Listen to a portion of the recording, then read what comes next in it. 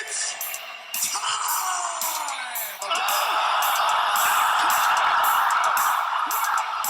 I'm a champion now. If you thought I was a pain in the ass before, you got no idea what you're in store for. Who the fuck is that guy? The Doctor and the Driver podcast starts now. I see the. There you go. Get your new hat look in. No, I'm not worried about that. I'm saying, am I sideways now? Or am I No. straight up? You're straight. Dude, all this fucking time I had to post my phone up like a fucking retard. It was because my goddamn lock screen was on.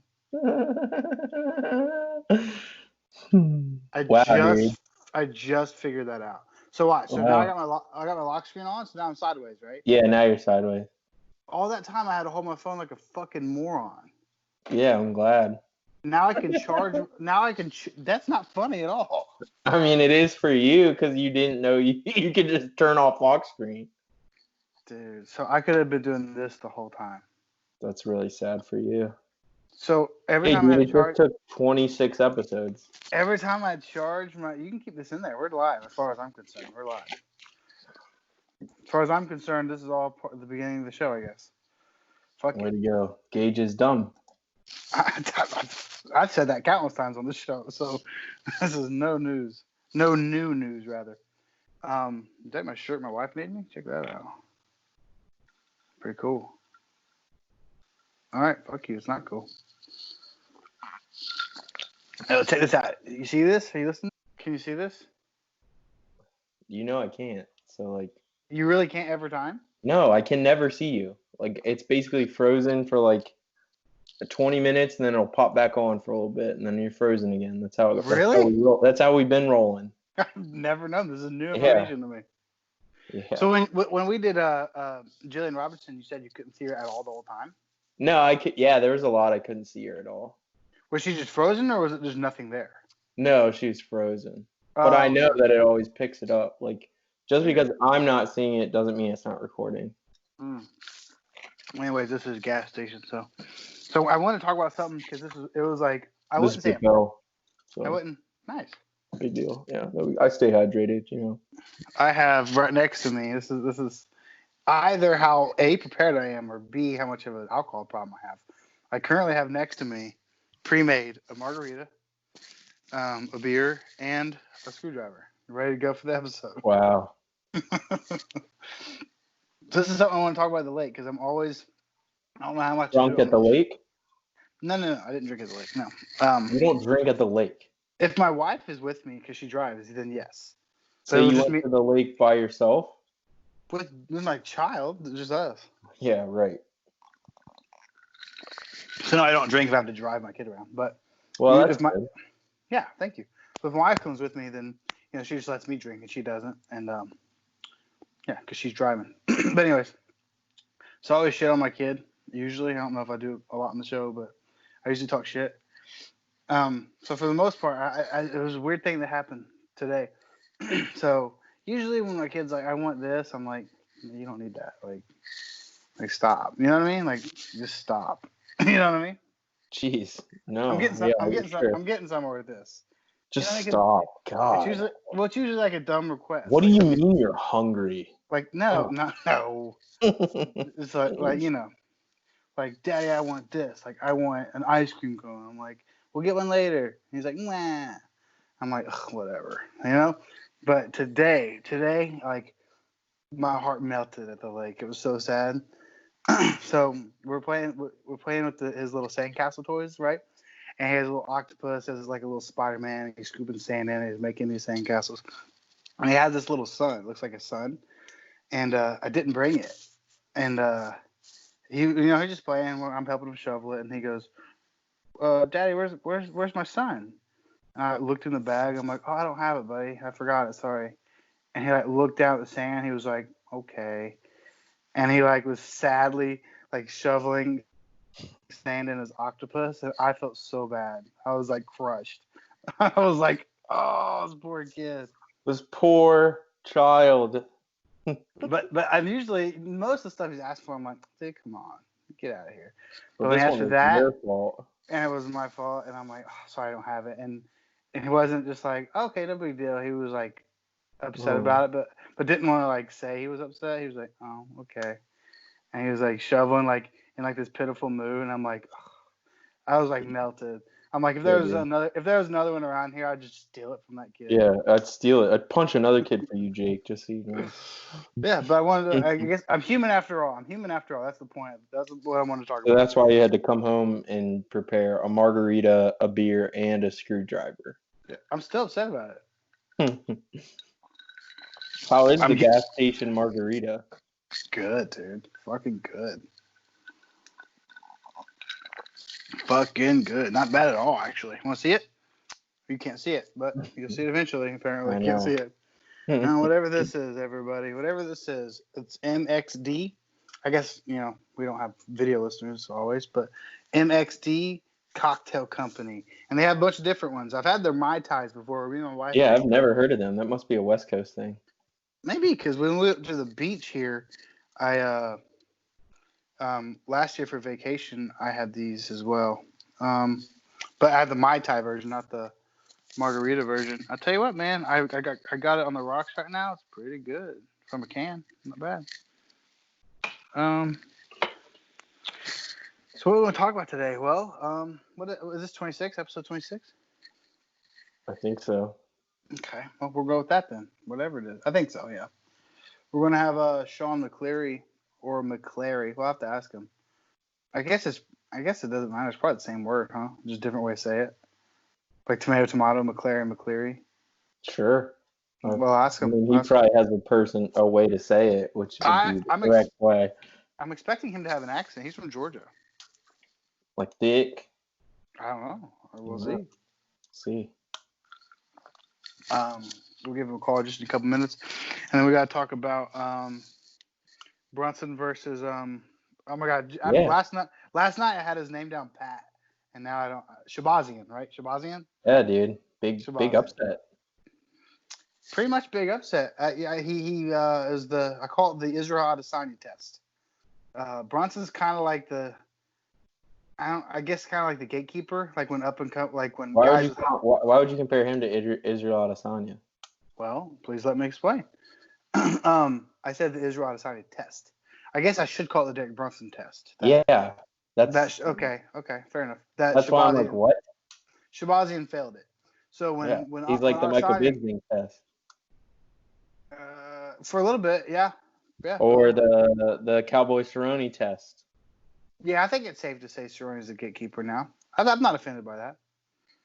Yeah, like Aaron Hernandez. Aaron Hernandez was fucking stud coming up. And everyone was like, he's going to walk through Cerrone. And Cerrone beat the fuck out of him. Yeah. Like, sorry, dude, you're not ready for the real deals yet. The gatekeeper. But anyways, so when Adesanya fought Brunson, and basically the same thing was said, like, is the kid for real? And Adesanya just put a beating on him. So I was like, he is for real. Spoiler alert, he's the champion. Still hasn't lost.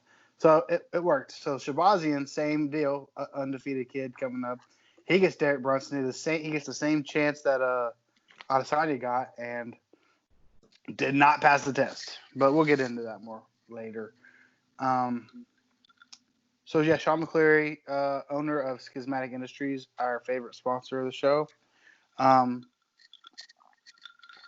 gonna call him like now. So ask some questions about his company, and he does some pretty high level competition stuff at the brown belt level, or the no-gi levels probably. I have to ask him. I think they just do advanced. I don't think most no-gis, there's not like belts. You either compete like beginner, intermediate, advanced, I think. But I don't know how it works for the big promotions. So I'll have to ask him. Alex, anything else? Nope. He's a nurse, just so you know. He's an RN. Oh, that's cool. Yeah. So you have to ask him some doctor shit. Okay. Let me add him in here. Sean McCleary, that's my man right there with the updated profile picture and the new Trash Panda fucking rash guard. Hell yeah. I just got excited over that. Yeah? That's his new picture. Hey, what's up, guys? How you doing, man? Doing pretty good. Turn you up a little bit. There we go. Look at that. Looking extra thick over there, buddy. You been lifting? No, it's literally jujitsu is all I do. Hmm. Yeah. Well, Like, Jesus, you just ruined one of our questions. well, I was like, I try to get involved in lifting. Like we have kind of a home gym. Like we've got a bench and squat rack and TRX and all that stuff. And I'll get like dedicated for a week, and then I'll be like, oh, I'm sore. I'm not gonna work out tonight. And then it just ruins it all. TRX, but no TRT. Yeah, no TRT. I'm sure you can get your hands on some though with your profession, no? Gosh, yeah, I will save that for the later years when I need it for sure. No, we're just messing around. So I'm Gage. Obviously, I talk to you all the time. Never in person, but or I guess it still isn't in person, but close enough. Yeah. So I'm Alex. that's Nice to meet you. Good to meet you. Yeah. Gosh, What do you- I should sat down with a beer or something. Gosh. go get one, man. Go get one. Yeah, you know what? Yeah, let me get right back. Yeah, absolutely. Nice. Yeah. Yeah. What I'm drinking now is, I don't know, it's like, have you ever heard of Pipeworks? It's Pipe. Pipeworks. But I don't think so. Ninja versus Unicorn. There's a crazy can on it. Hell It's a yeah. pretty solid IPA. Hell yeah. I could have guessed. I could have put two and two together with your beer and Barambolo shirt. I was like, this guy's probably a beer guy. Yes, for sure. So Stouts are my all-time favorite. If they're like wheat, or not wheat, but oatmeal, or like coffee stouts and stuff like that. Like when it gets into the really like sweet and syrupy stuff, it loses me. Okay, I like some malty stuff. I like coffee stouts-ish. Oh, My buddy here, one of the guys I was in the Navy with, he used to own a brewery, so he had different brews like every couple weeks. It was pretty cool. That's awesome. Now I save the old dollar and just get Bud Light these days. I don't like to admit it to the people who drink the nice beers, but Yeah, but you can drink like more of those. you Whereas, can. Like I can only drink like one of these before I'm like passed out on the couch. Yeah. That makes sense because it's such a higher. Like, yeah. Right off the bat, I have a question that's been driving me crazy, and you're either going to be like, that's a really good question, or that's a terrible question, and it doesn't make any sense. So I've always heard that all geese are made in Pakistan, apart from Jocko Willink geese. So are your geese made in Pakistan, or are they made here? They are not made in the U.S. I tried. Like I thought it would be a really cool idea. Like when I started out Schismatic, like I originally wanted it to be a ghee company that relied like all on hemp products. You know, obviously not the rash guards. I don't think you could make those from hemp at all. But like the ghees, I wanted to be 100% like hemp, and it was going to be like I had all this grand plan, made in USA, because I like the phrase like made in USA, like supporting those companies and stuff like that. But I found out quickly that it's hard to find somebody to make a ghee in the United States, and then also it would be way more expensive. And then I found out Pakistan cannot make a hemp ghee. You have to go through China. Oh. And I originally was batting around the idea. I finally found like a supplier that could do my design. They did it well. I got a sample. I loved it. And I was like, how much is this? And they're like, well, it's going to be $70 a unit. So $70 a ghee with minimum of 100 ghees of color. So for the first run of like the Dark Moon ghee, I did 60 ghees, but they wanted 100 and each color. And I did two colors. I did black and white. And so that would have been $14,000 to go through China. Holy shit. Yeah. As like I did not start with that much capital. Like we're still pretty small. So I'm out of Pakistan out of necessity. Maybe when we get bigger, we'll switch. And I think it would be really cool if the opportunity comes up to work in America, get produced here. I'd definitely take that chance. Like, well, I don't want to. Again, I don't want to step on your ideology of wanting to make geese here. I think it's awesome, But if you are getting, because I can't wait to try it. I know I got some in the mail. I'm super excited about them. If you are happy with your product from Pakistan, um, why not stick with that? Or I mean, I guess that's a pretty vague question, but I mean, there's always, it's like for right now, I'm extremely happy with the quality and artwork, like the craftsmanship that's come out of the company that I'm using. Um, and what's crazy is that you, when you start out, you have to sample like from so many different places that, um, like I mean, you don't know, you don't want to place an order with some place and then you get it and it's total crap. yeah. And I spent probably close to like $1,000 getting samples from different companies, whether it be from China or Pakistan and stuff like that. And then, believe it or not, for gis and my no-gi wear, I both used the first place that I went to. Like, they both ended up being the best. Like, I lucked out. I was like, all right, Hell I'm really yeah. these, and they turned out to be the first ones I used. They weren't the only ones that I got the samples from, but they turned out, like, ironically, to be the first. That's It was good luck there.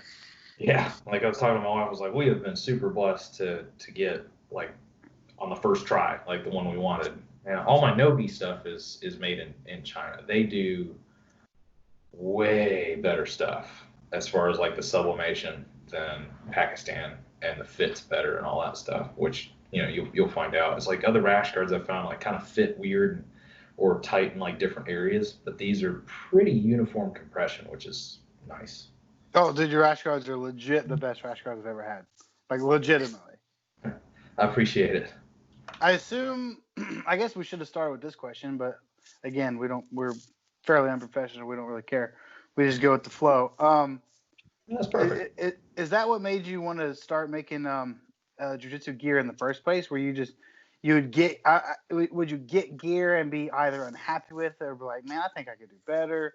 Well, I mean, that's a kind of a there's so many people who are obsessed with jiu-jitsu that probably never even crosses their mind. And not only did it cross your mind, you're doing stuff with it. I mean, you're making stuff, you're making good stuff, and you still have these goals to keep going. So how did you start with that idea in the first place? So I don't know what's the last you heard from me, but my wife's a black belt in jiu-jitsu. She's the one that got me started, and she's always been like super, pro like women's jiu-jitsu, getting women in the sport, because it's like it's really something that they can use. It's as far as like self-defense, it's brilliant to learn. And we got to the point where we saved up enough money, and we're like, all right, let's put a seminar at our home gym. And we decided to fly out Emily Kwok, which is like one of the first female black belts that has really done something. Like, she's just an amazing person, a ton of accolades, like been an ADCC, like all this stuff, just all around badass.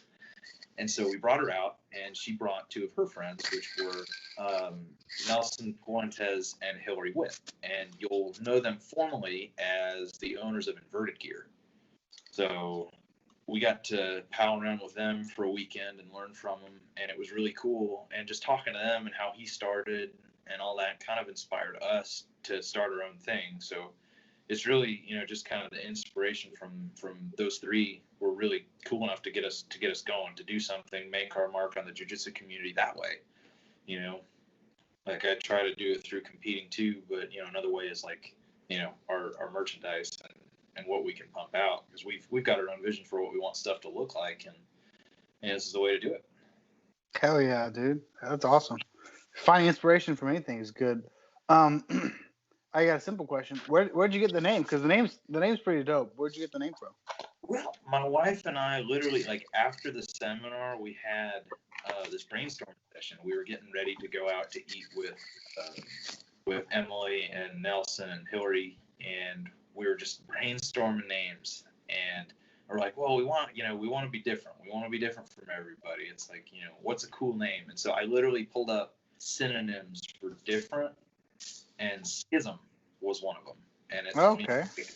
Split. And so we're like, okay, well, maybe, let's find it, like, kind of an added word onto that. I can't think of the name right now. Like, I'm not very literary strong, but Schismatic came up, and we're like, man, we really like that.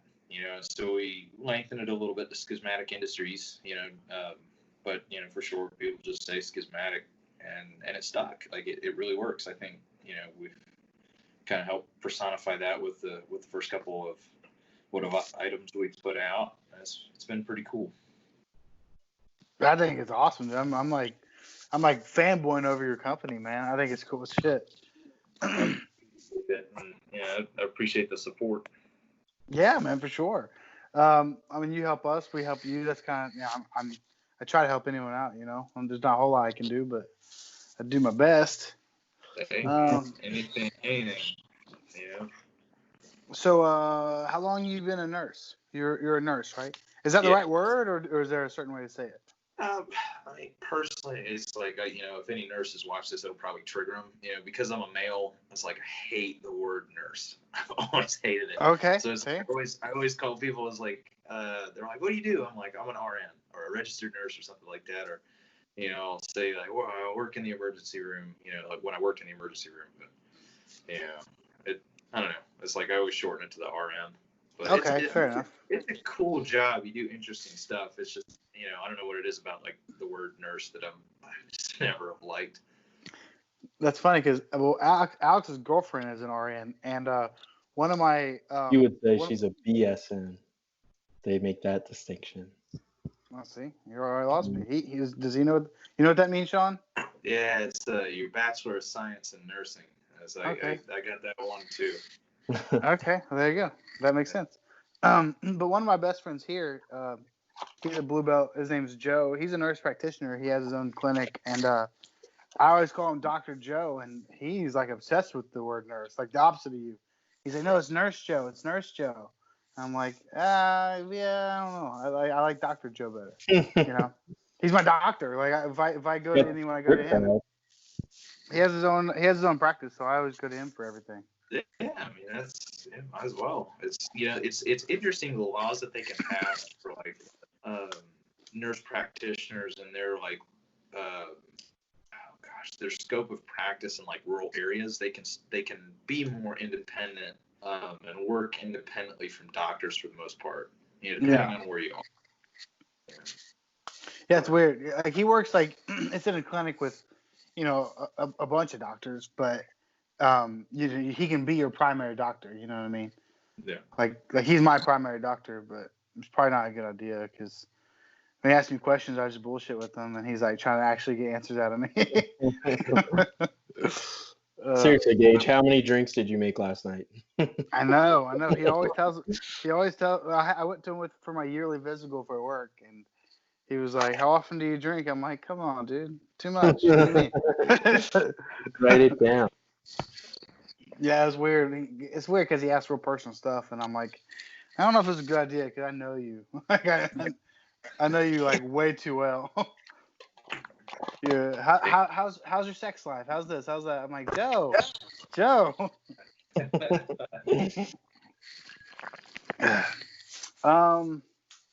Alex, do you have any questions about Sean or the company? Or yeah, I had a question. So Gage made me expect I was going to hear a real thick Southern drawl. Are you originally from Georgia, or? I am not. I'm a Midwesterner, so I was born and raised about an hour south of Chicago. Okay. Oh man, you just missed us. Yeah. I'm an Ohio boy. I'm from Ohio. Oh, fellow Midwesterner. I bet you say the "ope" a lot. Like, oh, let me get right by you. Yeah. I don't know. Maybe. You're more Kentucky, Gage. It's the same thing. Southern Ohio. It depends on what part of Ohio you were at. I'm right on the border of Kentucky, right there. Gotcha. Okay. So yeah, I was pretty northern Illinois, so that would probably be the reason for the difference in dialect. Okay. But, like, what's crazy is I never even realized that was a Midwestern thing. There's a guy, he runs Subspectrum in Iowa, Jordan Pietzman.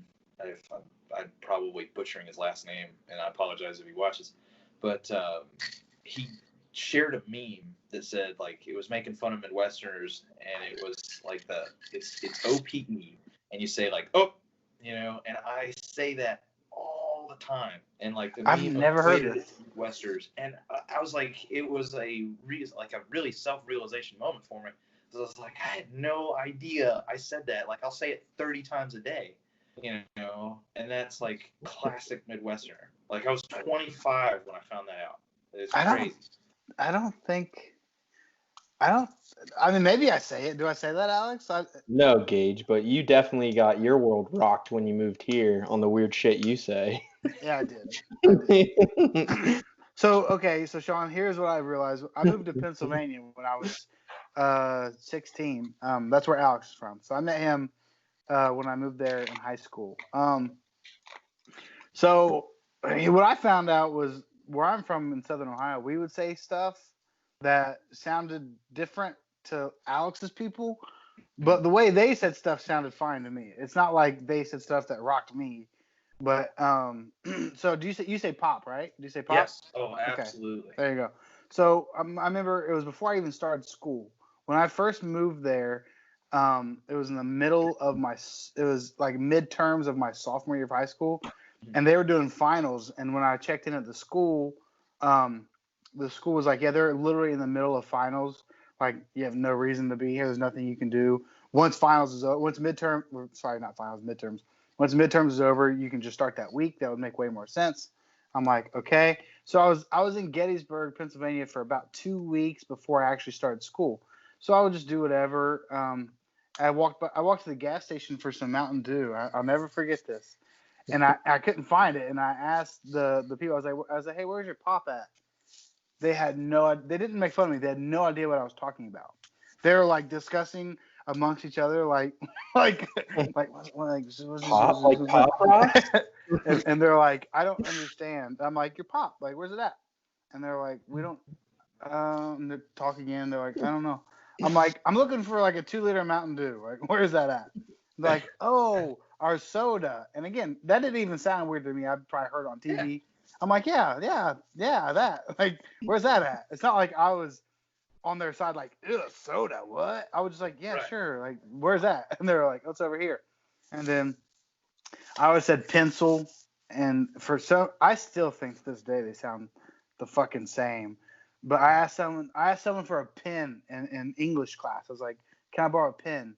And you'd think common sense was, you know what I was looking for. And they're like, what? You're looking a pen? What kind of pen? I'm like, dude, let me borrow a pen. And they're like, I'm like, to write with. And they're like, oh, a pen. And I'm like, yeah, that's what I just said. What the fuck? Dude, I guess we were just snobby. I guess. And then in my mind, it's like I know immediately what you were talking about, and the same thing. Like when I moved to Georgia, I was 13 and just started, like, it was my freshman year of high school, and I got ridiculed over the whole soda pop thing. It was like, oh, you're a Midwesterner, you speak differently, you know. And granted, it was a culture shock for me because like a lot of things were different, you know. Sure. Especially like the way people talk. You know, it's like I had never real interaction. Like I was very secluded, like in Illinois. Like I grew up in a town of 3,000 people. It was Dwight, Illinois. If you ever want to Google it, it's ridiculous how small it is. Still has a brewery, but that small. Damn. Okay. Yeah. But yeah, coming down here was so different, especially the dialect with things and like the soda pop, you know, and I can't forget all the things that like people will say differently, like a shopping cart. Like I say a cart, my wife calls it a buggy. When I call it a buggy. So that's where we differ. Okay. So, And I got made fun of that in Pennsylvania. They're like, shopping cart. I'm like, and again, I'm like, sure, yeah, that. Yeah. It was so funny. Like, yeah, the first time like my wife and I were dating, we go to the store. It's like, you know, like what the frick's a cart? And it's a buggy. You know, like she knew what I was talking about, but she didn't waste the opportunity to make fun of me. So you called it a cart and she made fun of you. Yeah. See, I'm the opposite. I called it a buggy, but if someone said shopping cart, I wouldn't have thought twice. I wouldn't have thought twice about it. Yeah, I remember I said something about a buggy, and whoever I was with was like a horse and buggy. Like, what are you talking about? I'm like, Yeah. Jesus Christ, the fucking The thing right here, we put our groceries in. It's a buggy. I think generally as Midwesterners, we're very, very nice people. That's what I mean. Yeah, maybe that's probably it. Because No, like, yeah, you were what in you the say, Northerners. what you say might be, different from what I say. But I'm just gonna go with it. Like, sure, yeah. Well, Yeah. there was the one time was like we visited some friends up in New Jersey. This was 2 years ago, and my wife and I literally left the airport. We got cut off. Like we're not even off of airport property. First time in New Jersey, we flew into Newark. So it's like New Jersey's already like an aggressive state. Newark is like exponentially worse. Like I always. That's the capital, right? I don't know. I'm ashamed I don't. But Newark, you always hear stories about like how aggressive the city is. We don't even leave airport property. We get cut off by a car going on like the off ramp out, and honk the horn, and we see a car seat in the back, and this little hand pops out. So a kid comes up and just. Whoa!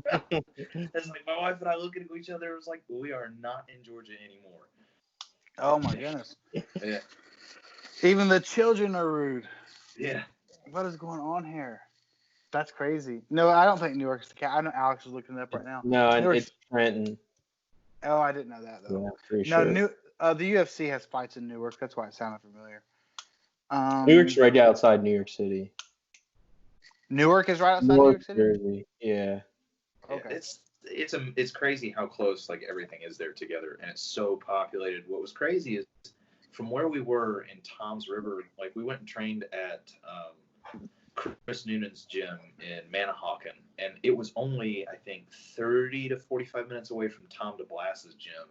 Nice. Yeah, and we were planning on going there, but he ended up being out of town for a seminar in Texas, so we just went back and trained with Chris Noonan, who was awesome. I think he was ranked last year #4, like a lightweight black belt. Oh, okay. Pretty cool. Yeah. #4 lightweight black belt. Jesus, that's pretty good. Who's the number one? Who's the number 1 ranked lightweight black belt?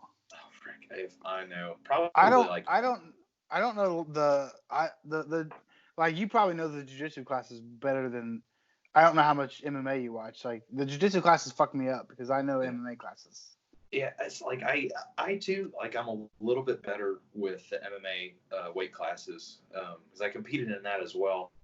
But as far as like jiu-jitsu and it really depends on what organization you go with because there's no unifying body yet.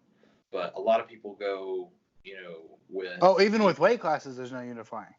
Right. So okay. IBJJF I can be like 185 to like 193 or 195 or something like that, and then it's different between gi and no gi because IBJJF you weigh in your gi, right, and you don't no gi obviously, but I don't know.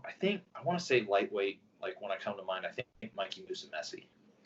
Yeah, I don't know if you know who that is, but he's incredible. If you YouTube him, he's insane. What's his name again? Say it. Mikey Musumeci. I don't think that sounds familiar. Sorry. Fuck. Lightweight. I don't know. I know I competed, like, the weight classes made me feel like a fat piece of shit because I competed in, what was it?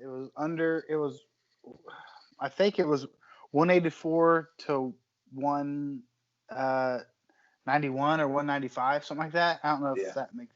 And it was like medium heavyweight or something like that. Right. Or light heavyweight. I don't remember. I'm like, the word heavyweight should not be in my name right now. I don't like this at all. Well, it's crazy when you go above that, like IBJJF. I think I did heavyweight I did heavyweight once. I'll never do that again. But I think before that is like cruiserweight. Oh, really? Yeah.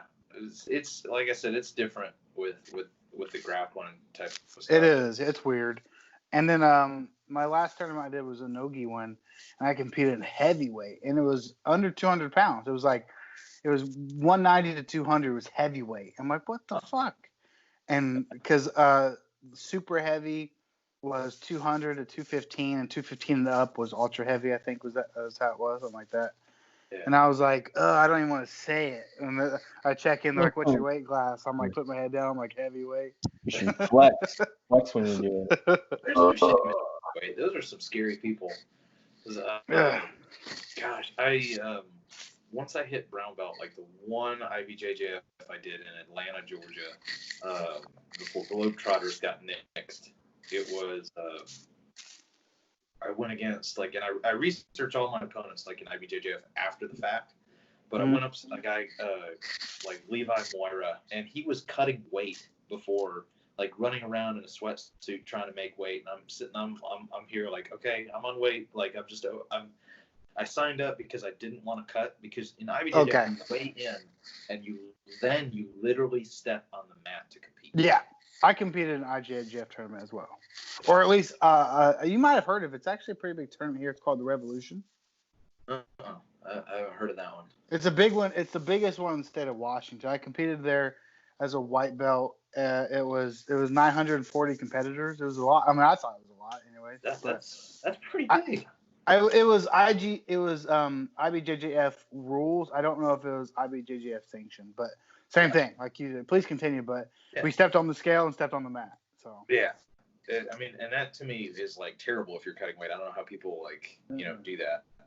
But gosh, he was like, I remember just his side control pressure. Like he was able to pass. He was super aggressive, super fast, and he weighed like, I think the weight was like 220 or 215. Like we had to be. It was heavier than I normally compete. I normally walk around like 210. If I cut, I go to like 200 to 195. But it was insane. Like I couldn't move, and then I look up afterwards. Like he beat me in weight class, and then I beat him in absolute. We got each other like the first round, and I remember going to the absolute thinking like, what the frick, man, I just fought this guy, like I don't want to fight him again. But I ended up winning the second round, and then turns out he was like number 50 brown belt in the world, so I was like, all right, that's pretty cool. Oh shit. But I will never fight that weight class again. Hey, I know I don't want to like put salt in the wound, but I know you're probably a little hard on yourself. I thought you did super awesome in Fight to Win. You said, now see, I didn't know a lot about your opponent, but you said he competed in brown belt worlds. Can you tell us more about your opponent? Sorry. So, Darren Connor DeAngelis, I think he just goes by Connor. He was under Andre Galvao. Like he's originally from South Carolina, like we were talking a little bit after. And then I've been following him for a number of years, like because he won Worlds as blue, and then won Worlds as purple. So shit. IBJJF World Champ that I got to take on a week's notice, and so there's no way I was turning that down. Which is a funny story about when Seth Daniels messaged me for the fight. I was like, oh, yeah. But he was. I want to say either Jiu-Jitsu Times or Flow Grappling did an article on him because he decided like he was going to live in his van and train and compete like full time, and that's what he does. So like that's his profession. Like, and he does I don't know, just rolls. He was under Andre Galvao, and then he decided to make the split and go with Keenan when Keenan Cornelius broke off from Andre Galvao and started Legion BJJ. Oh shit! So he trains with Keenan now. Yeah. Keenan was in his corner in that match. No shit. Yeah. So because Keenan competed in the main event, right? Yeah. So talk about having like the pressure of a legend in the other guy's corner. And I will say, like, that was in the match. Like, I remember when I was in side control, like when he had me in side control, I was thinking, I was like, dang, this guy is literally giving the most detailed coaching I could ever think of. Was he? Yeah. It was like, he was describing to Connor, like, what to frickin' do, like, where to swim his hands, where to put the pressure and all this stuff. And I'm sitting there like, holy crap. And then, oh man, like, I think my corner was silent at the time. And I'm like, oh gosh. And then, like, same thing when I rolled him out of mount and got into guard, like, my corner, and I love those guys to death, and like there were people I actually met the night before that were competing, and I was like, do you mind cornering me? Hell yeah. They were going, they were slapping the mat, going, slam him, like to pick him up and actually slam him into the canvas, because that's how you actually, one of the ways to score points and Fight to Win. And meanwhile, like, Keenan's yelling from the corner, like, all the grips he's got to grab, all the, leg hand placement, all this stuff. And I was just sitting there, like, multiple times during the match going, like, this is insane. Well, Keenan's the lapel wizard, right? Yeah. Well, that was one of the things, like, my mentality in in the match, like, and I think I did right by here. Like, I did not feel outclassed in the match. I felt like I made a critical error at about the 2-minute mark, like left, so 3-minute mark really, when he got that Kimura, and I turned the wrong way for him to get my back. But I wanted to pull guard, and that being said, is because Connor is known for his like seagull sweep. Like if you look it up on YouTube or whatnot, he's got like extensive like highlight reels and stuff like that of him doing it at super high level competitions. And then since he's training with Keenan, like the whole worm guard stuff. So I was like, I don't know how to pass that. I'm not going to play his game. So I'm going to pull first. So it's like literally slap, bump, grip, and then pull. Yep. And it worked. But he still ended up passing because like I made a couple errors with that. But that's all being worked out in the gym. Yeah, but you escaped with side control and a mount from a 2-time world champion. Yeah, I was shocked. But like I said, like it was interesting to go against that. Like I remember I had a match this weekend and I had to pull out because I did hurt my back in the match. I was gonna go to Maryland to compete against one of John Donaher's students. Oh shit! Who competed, in WNO this past weekend, and unfortunately I had to pull out. But, what's his name? I watched Who's Number One. What's his name? Mike Rockshon. No, it doesn't sound familiar. I'm sure I watched it, but the name doesn't sound familiar. He was one of the purples. I think he finished with like, he was in side control, like almost like a head and arm. Okay. Variation. Purple like, belt? Yeah. You're going to compete no-gi then, I assume? Yeah. So, like I don't mind. Like I go and do it. It doesn't matter. Like no-gi especially, it doesn't matter the belt. Like he's training at a world-class gym. I'll take the match. I don't care. Yeah. But it was funny. And a purple belt under John Donaher is probably no regular purple belt. Right. That was my mentality behind it. I was like, that's pretty dang cool. So anyway, I put in like for that match, got it, and this was like the weeks leading up, and I had forgotten I applied for Fight to Win. And I'm sitting on the couch with my wife watching a movie, and all of a sudden I get an email saying it's like, hey, you're being considered for 148, and I was like, oh crap. I forgot. Yeah, so I bought a plane ticket. We adjusted some stuff around with work, and I was able to fly out and compete. But it was funny. It's like that was the week before 148, and I didn't know who my opponent was. And then literally Tuesday morning, so like 3-4 days before I flew out, they texted me, like Seth emailed me and was like, how about, he's like, you and Connor DeAngelis at 200 pounds in the gi. And I wake up at 4:30, see the email, and I literally scream at the top of my lungs. I'm like, holy crap. Because I knew who this guy was, and it wakes my wife up, and she is like super pissed at that point. And she's like, if you do that again, I'm going to kill you and him. Oh, dude, that's way too funny. That's fucking awesome, really.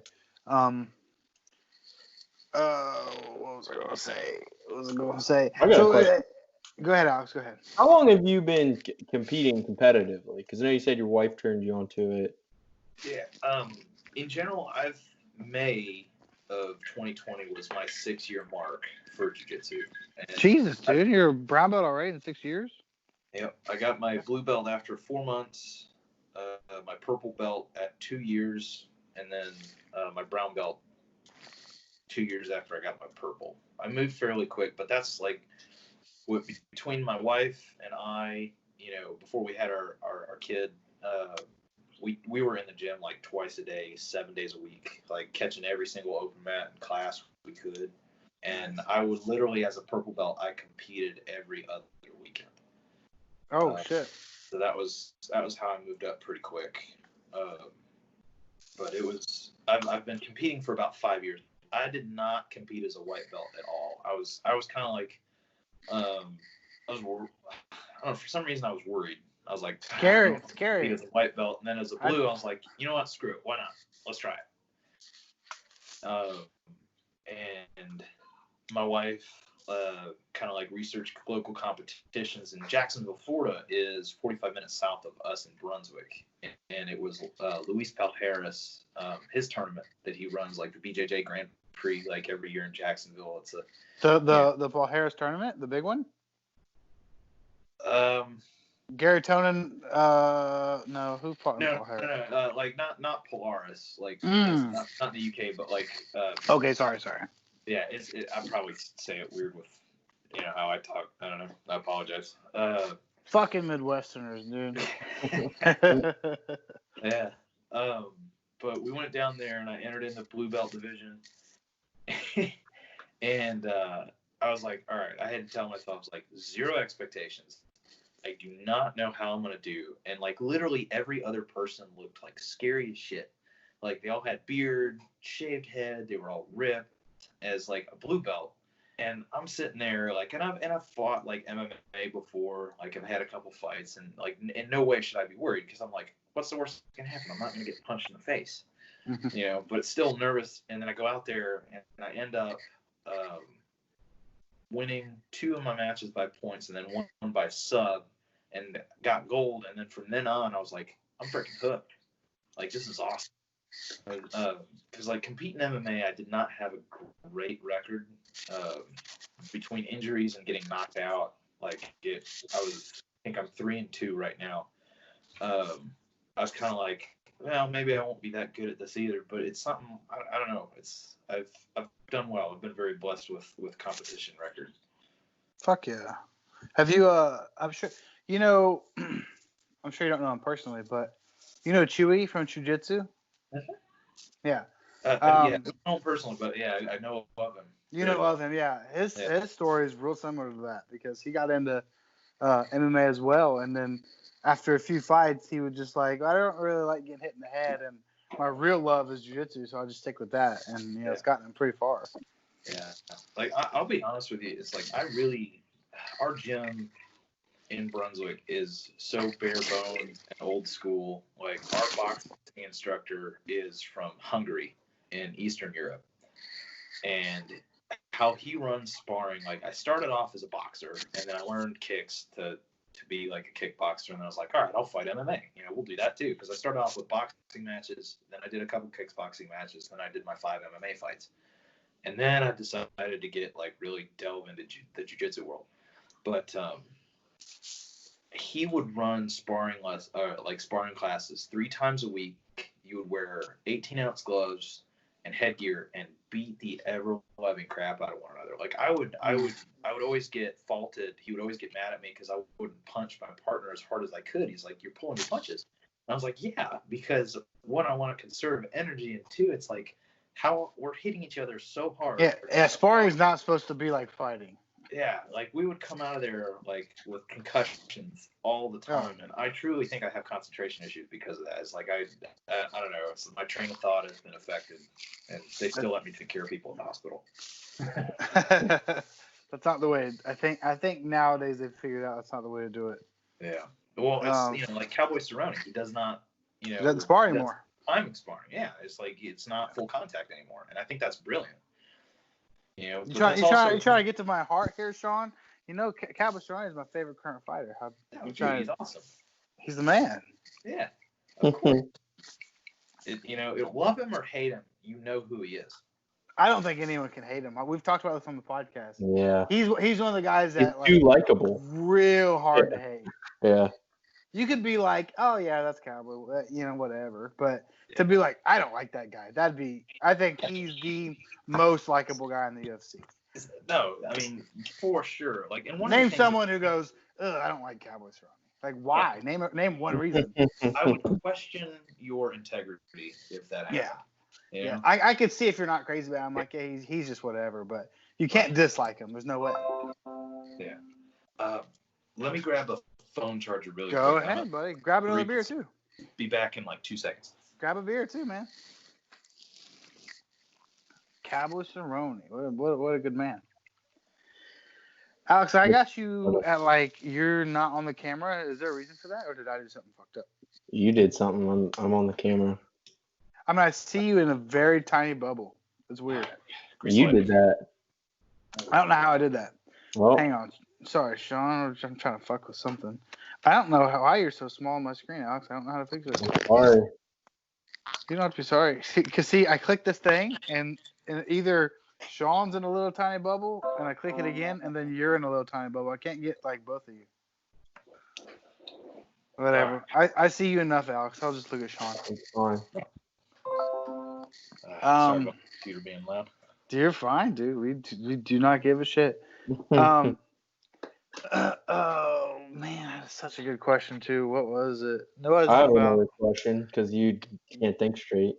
I can't think straight. I can't think straight before I start drinking. What? Go ahead. How have you seen jujitsu progress? Because it seems like to me, I mean, personally, like especially now with like UFC Fight Pass and kind of the exposure that it's starting to get. Do you think it's grown? Have you clearly seen it grow in the last 5 years? Man, it has grown exponentially. Yeah. And that's just from my stuff. Like my wife has been sorry about that. Don't worry my- about it. Don't worry been about it. doing this for 10 years, like as opposed to my 6. And the stories of like, because she was a 4-stripe blue belt when we got together, and I was just like a lowly white belt. So, and she's always been way ahead of me. She would describe seeing like a purple or a brown belt as like a freaking unicorn. She's like, people were leading classes as a blue belt, back around 2011, 2010.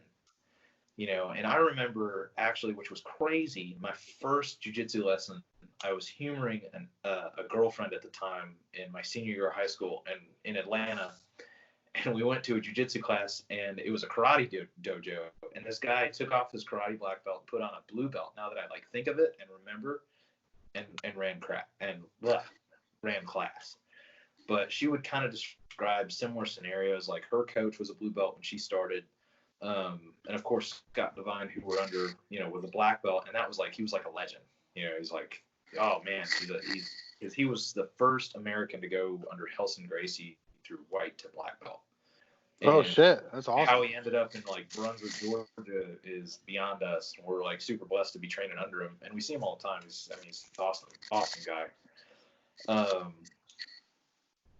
But then as kind of the years gone on, like it was a big deal, like when people would get promoted, and it was becoming more common, and not because like promotions were any less strict or anything like that. Like Scott generally promotes fairly slow, but it would just progress. More people were training, putting the time in. It was becoming more popular, and now it's like at our gym right now, you walk in and we'll have 4 or 5 black belts on the mat, a couple browns, a bunch of purples, like a sea of blue belts, and then obviously like a new group of white belts. It's just amazing to see the difference. It really is. And then like with UFC Fight Pass picking up like the EBI and the combat jiu-jitsu and all that stuff, it's grown even more because now it's exposing what were just UFC fans and MMA fans. Like now it's like, hey, here's this grappling realm that you've never known about, and people are finally starting to get interested. Fuck yeah. No, Alex, I you was still there? definitely one of those Okay, I people. lost your camera. You're still there. Okay. Alex is one of those people. Is that what you're about to say, Alex? Yeah, that's what I just said. Sorry, I talked over you. Well, I can't see you, so I'm fucked Yeah, up. that's true. Your Yeah, camera- I am one of those people. Like I actually really enjoyed the grappling on. Gage convinced me to buy it. One, because we couldn't share the account, but That's true. and it's only $10, so like it's not that bad. Then you can watch all the fights from the past. That's great. Yeah, You can watch all the Michael Bisping fights. yeah, sure. I'm a giant Michael Bisping fan, Sean. Yeah. Sorry.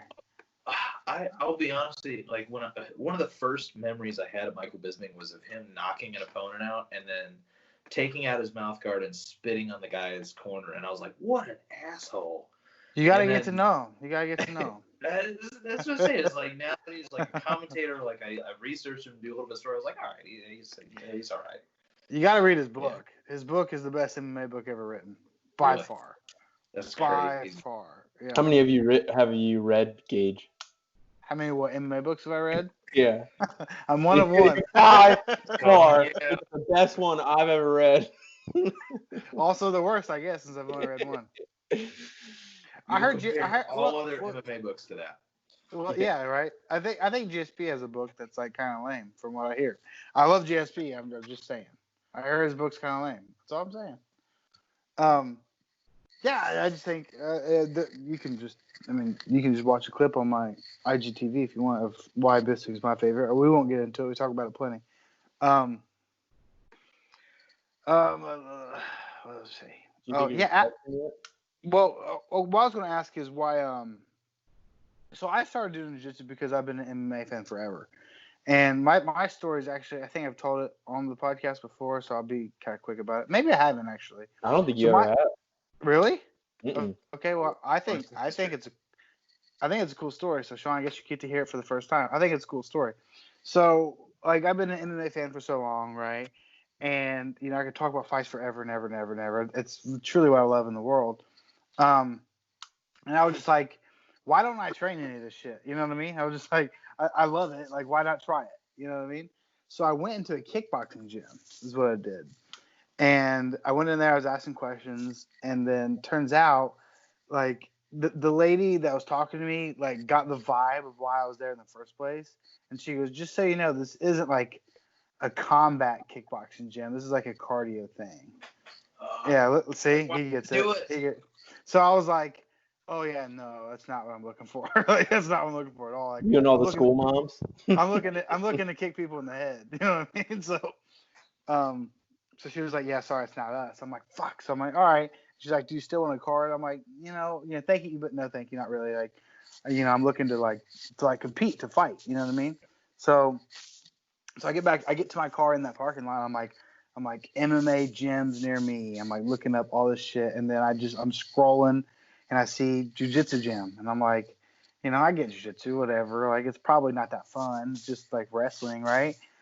So I go in the jiu-jitsu gym, and there's a guy there, and I'm talking to him. Now I'm good friends with the guy, actually, but I'm talking to him, and he's like, yeah, we come check it out. Just try it. You can try it for a couple weeks for free.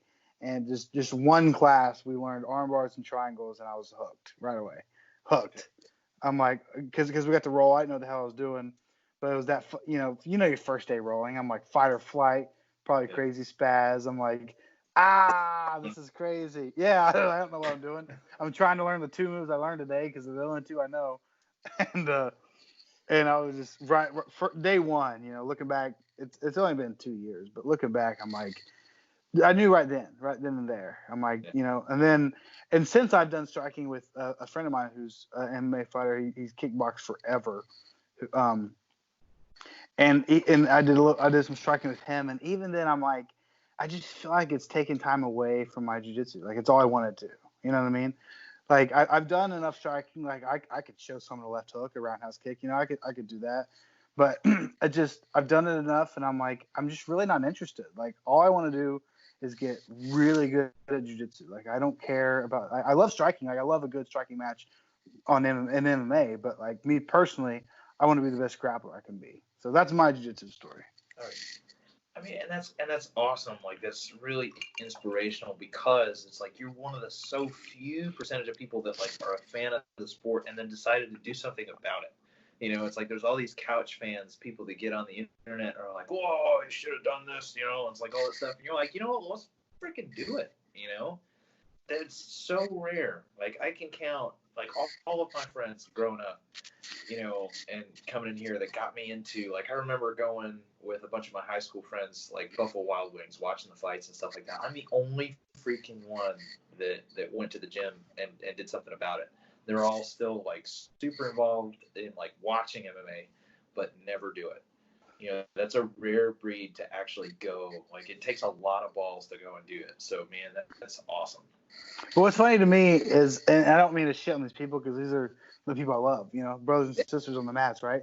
But like when I hear people, because like I said, MMA was what got me into it in the first place. But when I hear people casually talking about MMA on the mats, like they probably started watching MMA since they started doing jiu-jitsu, and they're asking questions. I'm like, yeah, I mean, like trust me, I know MMA. Like that's why I'm here in the first place. Like, yeah.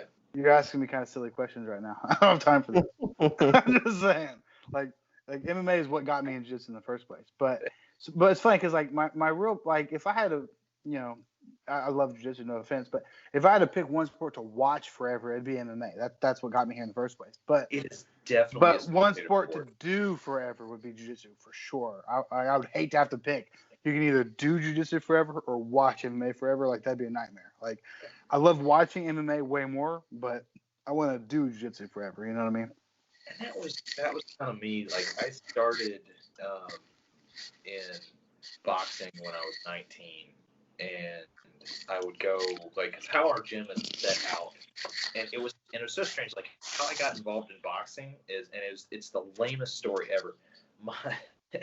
Like, I was pretty overweight in high school, and I'd like eventually like lost weight, and then I decided to power lift. I was like, all right, I want to lift. Like, this is gonna be great. Like, it's gym, it's good workout. It's all I knew, for as far as working out.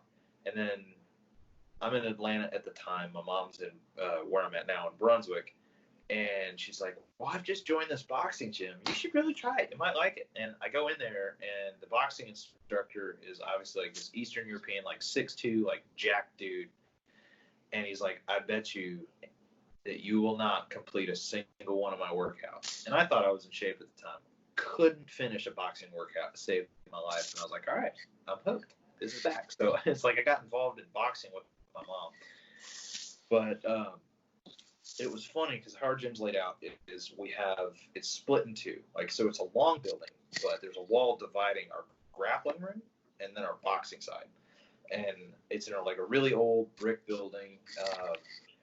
And every so often, like, we have kind of like a common area in between the two sides. And one of the grapplers, who's a black belt now, he was a purple belt at the time, kept telling me, he's like, man, Sean, he's like, you got to get involved in jiu-jitsu. He's like, you can do this forever. He's like, you keep getting hit in the head, you're not going to be able to do that forever. It's like, it's just not a long-term thing. He's like, you should do this. It's awesome. It's fun. And I was like, yeah, whatever, because he was like, 40 or 50 at the time. I was like, whatever, man. It's like, you don't know what you're talking about. I am like a punky 19-year-old. And then 4 years later, do you know who Cole Miller is? Say it one more time. Sorry. Cole Miller. Cole Miller. No, I don't think so. I don't think so. He's a UFC fighter out of Macon, Georgia. He's since retired, but he owns a school up there. If you Google him, there will be plenty of stuff. He was doing a seminar at the gym, and then like I was like, yeah, okay, some UFC fighters like going on the other side, like that's kind of cool. And I just got done sparring, and I walk in the common area, and I see like this really cute girl, and I was like, okay, maybe I should talk to her a little bit. Well, we get to talking, and it turns out she's 4-stripe blue belt, and she says, spoiler alert, she ends up being your wife, right? Yes. Yes. Go ahead. Sorry. Thanks, bitch. I'm just kidding. Go ahead. She pretty much says, like, you're not going to do this. You're never going to see me. And that's what eventually started me into jiu-jitsu. But what was funny is at that point, I already had 3 MMA matches, like, with 0 jiu-jitsu training. Shit, sounds like a nightmare, dude. We just sounds like please don't take me down. Yeah, well, I was like, because Joe, our boxing instructor, hates grappling. Like, he's like, it is so stupid. He's like, it's just a bunch of guys laying on one another. You don't need that. Which, hindsight. Has he ever watched MMA? All the champions are grapplers. I know. He has no idea. I mean, I think he's got more of a healthy respect for it now. But at the time, I was like, all I need to know is how to get back up on my feet. And I'm just gonna hit the guy. Well, first match, I won by TKO. Second, I got my knee tore, and then the third, I got knocked out. And then I was like, okay, I think I'm done with MMA for a little bit. And then it kind of coincided with, meeting my wife, and decided to give jiu-jitsu a try. And then I realized how wrong I freaking was about it all. Hell it yeah. was really cool because and that's how it is. It's like you can only get punched in the face so much. It's like I think now, we see like BJ Penn and Tony Ferguson, like they have all these weird like accusations against him, or like even Matt Hughes. Like his wife said that he was being aggressive and violent and stuff like that. And same with BJ Penn, he's getting into bar fights. It's like we're finally starting to see the effects of CTE in these fighters. And that's something that like hasn't because, gosh, UFC hasn't been around long enough for us to see that yet. And now, No, you're right. Like a decade, we're starting to see like the older fighters kind of come down with these weird brain conditions, and start like acting irrationally. Well, they've been making a living getting hit in the head. Yeah. Yeah, I hate to, I hate to sound cliche, but you gotta give Joe Rogan a lot of credit for bringing light to this, because he's, if you listen to Joe Rogan's podcast, he's super, he's very, very vocal about you got to know when to get out. Like, this shit's not forever. You know what I mean? And this is a guy who's been involved in martial arts since he was a kid. And he talks about, you see people get knocked out X amount of times, like, you need to start talking to him about retiring, because it's not forever. Your brain, it'll be around for a long time, but how functional can it be, right? Right. Oh, absolutely. And quality of life is, and Alex, you involved in healthcare too. It's like quality of life is like the mainstay. Like, what can that be?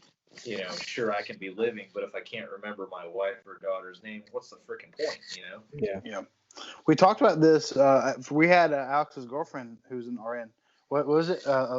Bachelor in Science and Nursing? Yeah. BSN? We had her on, and she was talking about watching people get knocked out and how it's like hard to watch. And what I was explaining to her, me and Alex both were like, well, it's actually the best and worst part of the sport. Like, we all love a knockout, but 5 minutes after that crazy knockout, we're texting each other, how crazy was that?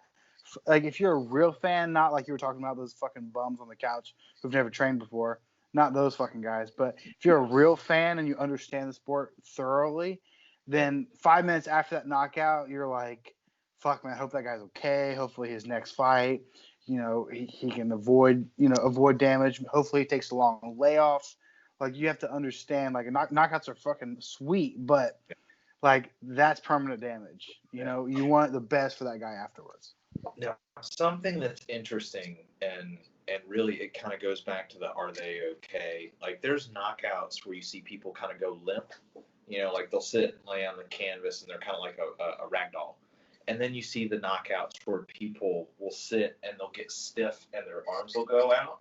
That's major brain damage. Like, we call it posturing, and it's horrible. Like, whenever I see that, I was like, that person's gonna have some problems later. Not saying like one time you get knocked out like that, it's going to be like detrimental to your health, but on top of already being a fighter and being knocked out, and then you get hit so hard that your body naturally tenses up, it means it's worse. Like, you are knocked out worse.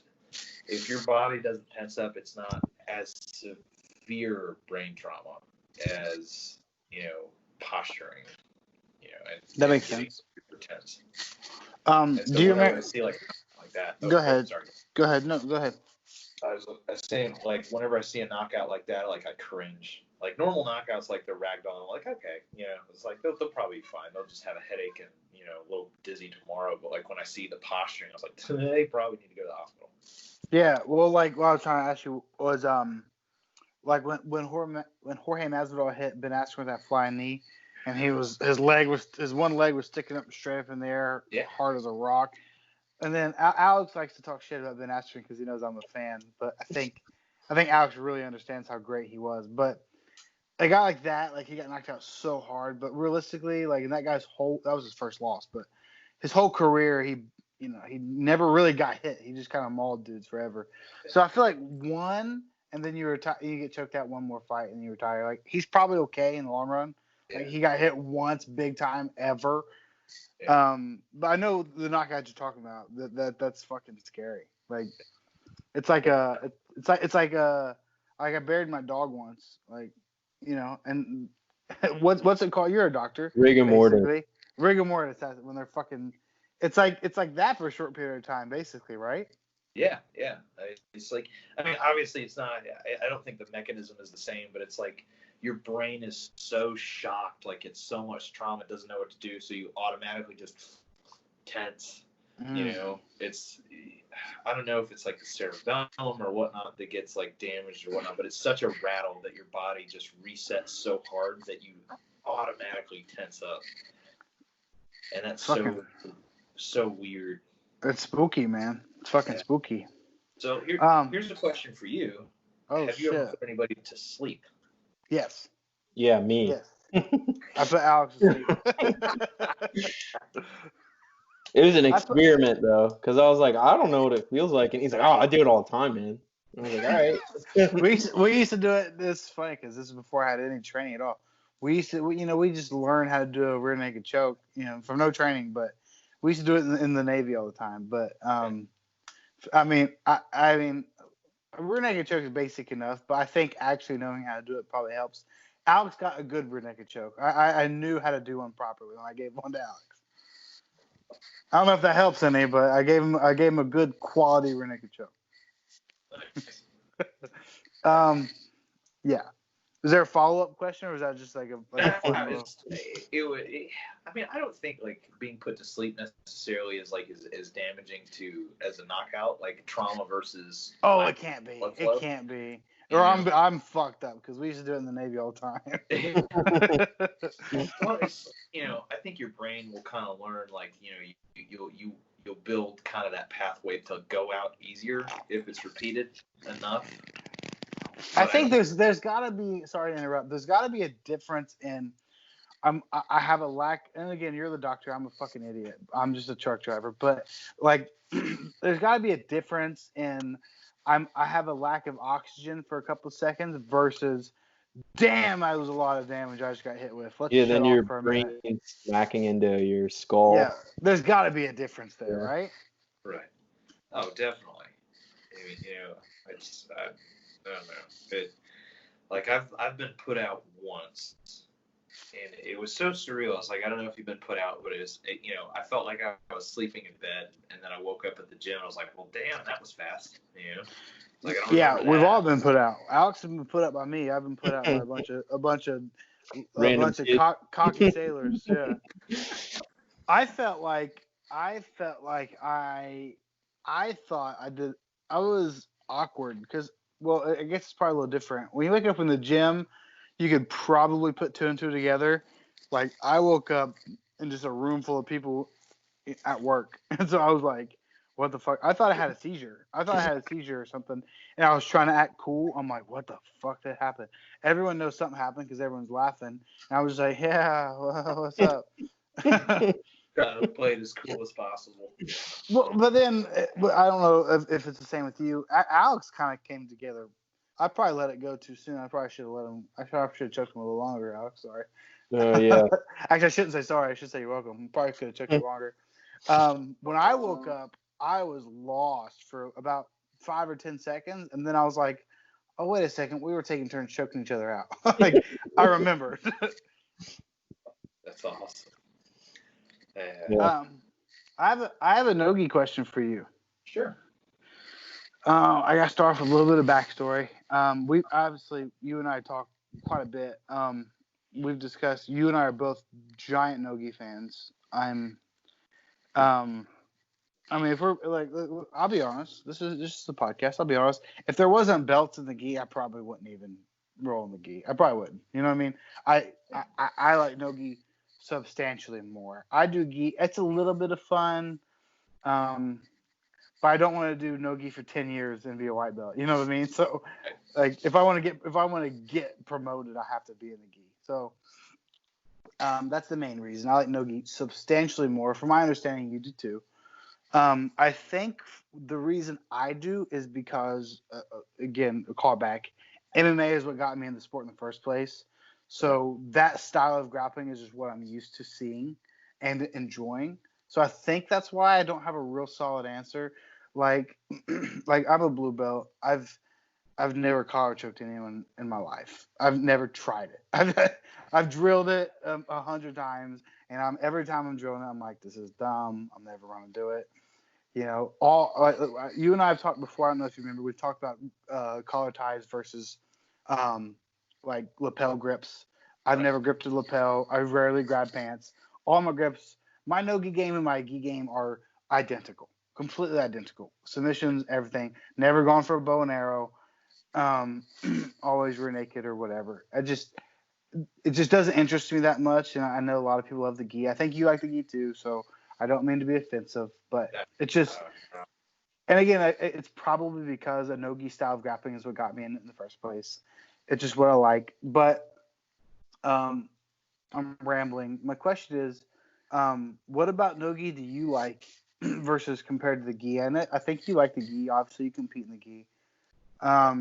My answer seems pretty obvious. That's why. I don't know if yours was similar and whatever. Like a collar grip, like I'm probably like ignorant about it. Like if someone has a good cross collar, just a grip on me, I'm like, Jesus, fucking just let go. Like this is stupid. Like it's not even a normal no-gi grip. Like this, it's like cheating to me. Like if someone gets me in a bread cutter, I'm like, whatever, dude. Like if we're doing no-gi, like I'm in half guard, like I'm fine. Like you're not gonna get that on me. This is my mindset. It's probably ignorant. I'll be open about it.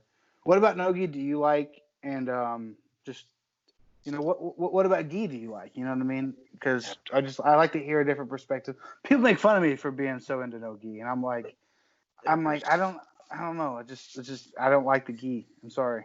Well, one, no-gi is so much more fast-paced. Like the scrambles, the positions. Like I think it's more.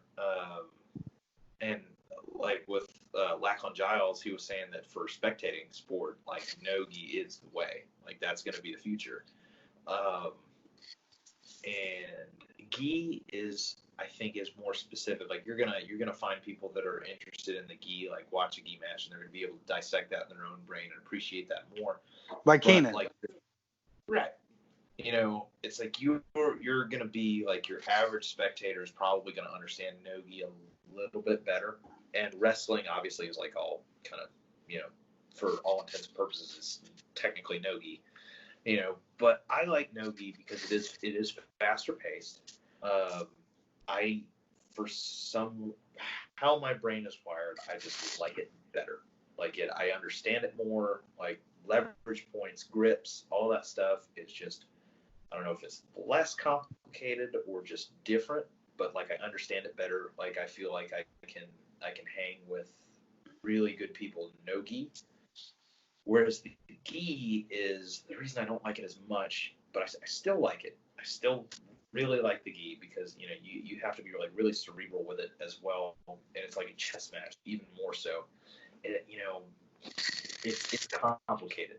Like you have to be so much more technical in the gi. Sure.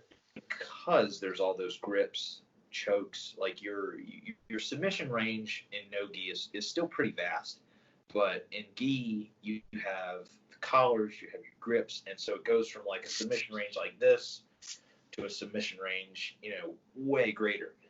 And I don't know. It's like it's just apples and oranges. Like I still like gi, like no gi more. I understand it better. But as far as I don't know, it's like I was having this conversation with a couple of buddies of mine. And, you know, it's like they know I'm prominently more no gi, but I had you know it's like I admitted to them. I was like I still really like the gi and honestly like the gis I feel badass wearing one. You know, like they still look really cool. Like a uniform. Yeah. You know, I design them. I put a lot of like pride in the work and all that stuff. And you know, it's just even before that, it's like you're wearing a suit of armor. Like it's just really cool. And it is nice learning more stuff and having the wider range of you know submissions. Like hitting a collar choke is pretty cool. Like once you hit it once, you know, I wouldn't know. you gotta try. You're very stubborn. Hey man, I've been choked with him 1,000 times. But I'm like you. Even in my gi game, I you know like I forget about grabbing the pants. I forget about grabbing the collar. Like I'm all collar tie, you know, C clamp and grips, like all this stuff without grabbing the gi. I don't know. It's just both are really good. I like no gi. Like I said, just it for some reason makes more sense in my head. But gi, you know, there's more to learn. You look cooler. You know, all this, you know, other stuff. It's just the gi is definitely more complicated and challenging. It is, no, for sure. And there's way more techniques, like you said, for sure. Yeah, and so I think that's kind of like what draws me to it. It's like I want to learn it all. Yeah, you know? But definitely competition-wise, better no-gi. That makes sense. I had something to say. I apologize. I rambled too, you know, and also. Oh, dude, that's what we're here for. That's what we're here for, man. That's what we're here for. Like, there's so many things. Like I wouldn't say I get knocked for it. I get really complimented for it. And again, I have been training 2 years, and I know you got your blue belt in like 2 days, but now I've been doing it for a little bit. I'm kind of known. I'm kind of known for the leg locks, like from purple belt and below, basically. Like that's what I do. I've been doing it forever, since day one, really. But I'll get I won my last tournament with a straight ankle lock in fucking 30 seconds. Nice. That's what won it. Yeah, just pop like Nice. right away. I'm like, this guy doesn't do leg locks. Like I knew right away. I'm like, this guy has no idea what I'm doing here. But in the gi, like I'll have a obviously you've been training way more than me. Like you know when you have a really good bite on the ankle. Like I'll have a good bite on a straight ankle lock, and all they'll do is reach across and grab the collar, and I can't lean back. I'm like, you're cheating. This is bullshit. Like I can finish this like that. Like I know with simple arch, maybe connect my hands. Like you're done. You're done. Or I'm gonna break your foot. And that if someone has a really good collar grip and prevents you from arching, you're kind of screwed. You're kind of stuck there. And I'm like, this is cheating. This is bullshit. I have a good bite on your foot. You're fucked right now. This is bullshit. And I agree. And I think the problem that we run into like there as well is like, the collar grip definitely inhibits a lot of movement. But with heel hooks being banned in the gi and then toe holds being banned up until like Brown belt. I think it's brown belt, and IBJJF. I'm pretty sure it's brown belt. Yeah.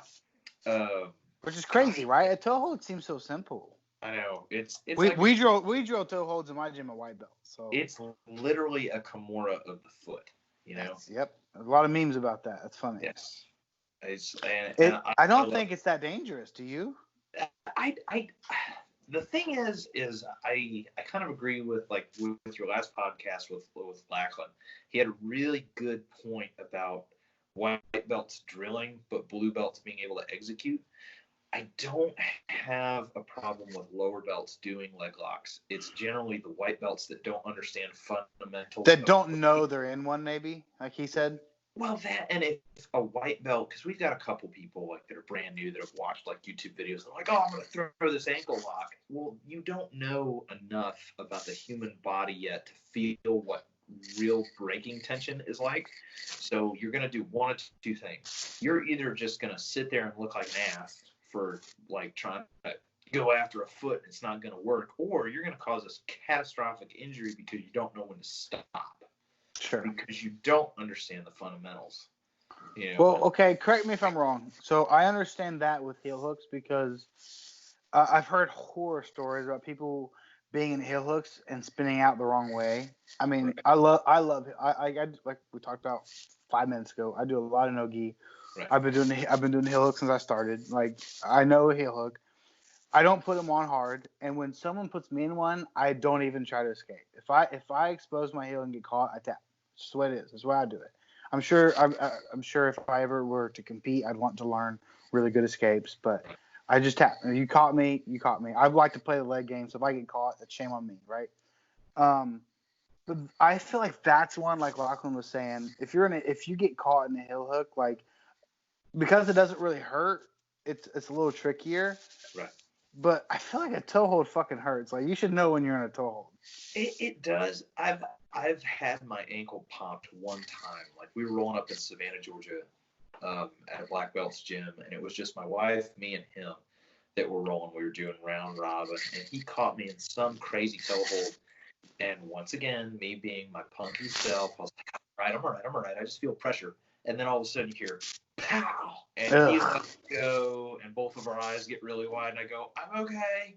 But, like, that was kind of once again, like an eye-opening moment, because I was like, that didn't hurt. And all of a sudden it just blew. Like, my ankle was, like, extremely flexible and pops all the time. Maybe I'm wrong. I always feel like when I'm in one, I know right away. I'm like, yeah, fuck this. Yeah, but you're the most unflexible person ever. How dare you? I can put my leg behind my head. We've talked about this. No. I got flexible legs, bro. What are you talking about? All right. Yeah, sure. Jesus. Don't listen to him, Sean. But it depends. Like everybody's different.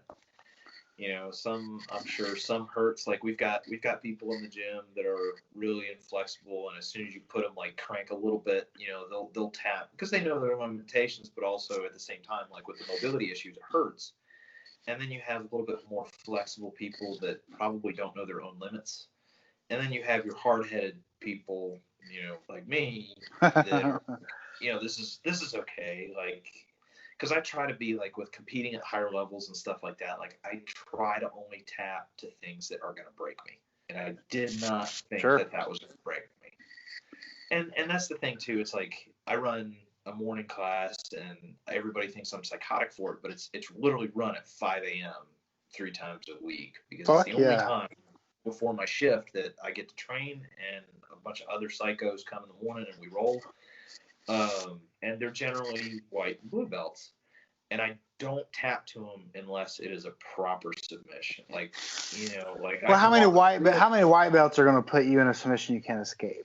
I know you're probably going to be nice, but not very fucking many, right? Well, I'll let them work it, but at the same time, it's like I don't give them. My mentality is I do not want to give them the false mentality that like a loose arm bar is going to work on tapping somebody else. Like would you correct them mid roll, like do this, do that?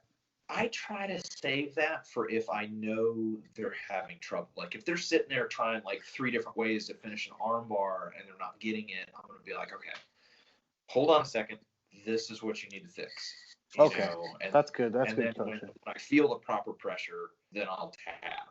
But it's like, because some of my guys want to compete and all that stuff. And I know the people that are there that, want to do that. I will definitely not tap to something that's very loose or not going to break, because the last thing I want, and I'm afraid they'd blame me for it, is like if they get in a tournament, well, it worked in rolling at the gym, it tapped you or tapped, somebody else, but it didn't tap back.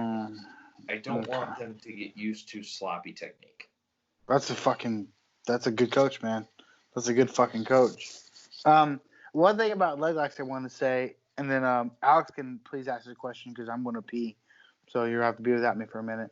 The thing about it sounds like, I mean, especially you're a pretty high level brown belt. At my level, blue, white belt, and some purple belts. But at my level, which is crazy because the way jiu-jitsu is today, it's very leg lock heavy, right? Like, we can all admit that. I feel like leg locks are a cheat code. There's so many people, even at the lower purple and higher blue belt level, that I'll put in a leg lock, and I don't want to sound stupid because I'm a blue belt. Like, what a blue belt is, but I know when I have a good submission, right? If it's something I drill a lot, like I know when it's good. Right. I'll start setting one up that's not even good yet, and I'll get a tap from a blue belt or a white belt, and I'm like, this person, they just don't want to play the game. Like, they just don't want to play this game. I've swung around for so many knee bars, and before I even put my hips into it, I'll get a tap. I'm like, damn, dude, like you could have maybe escaped that. Like I didn't even, I trapped your leg, but I didn't even put the knee bar on yet, and you tap.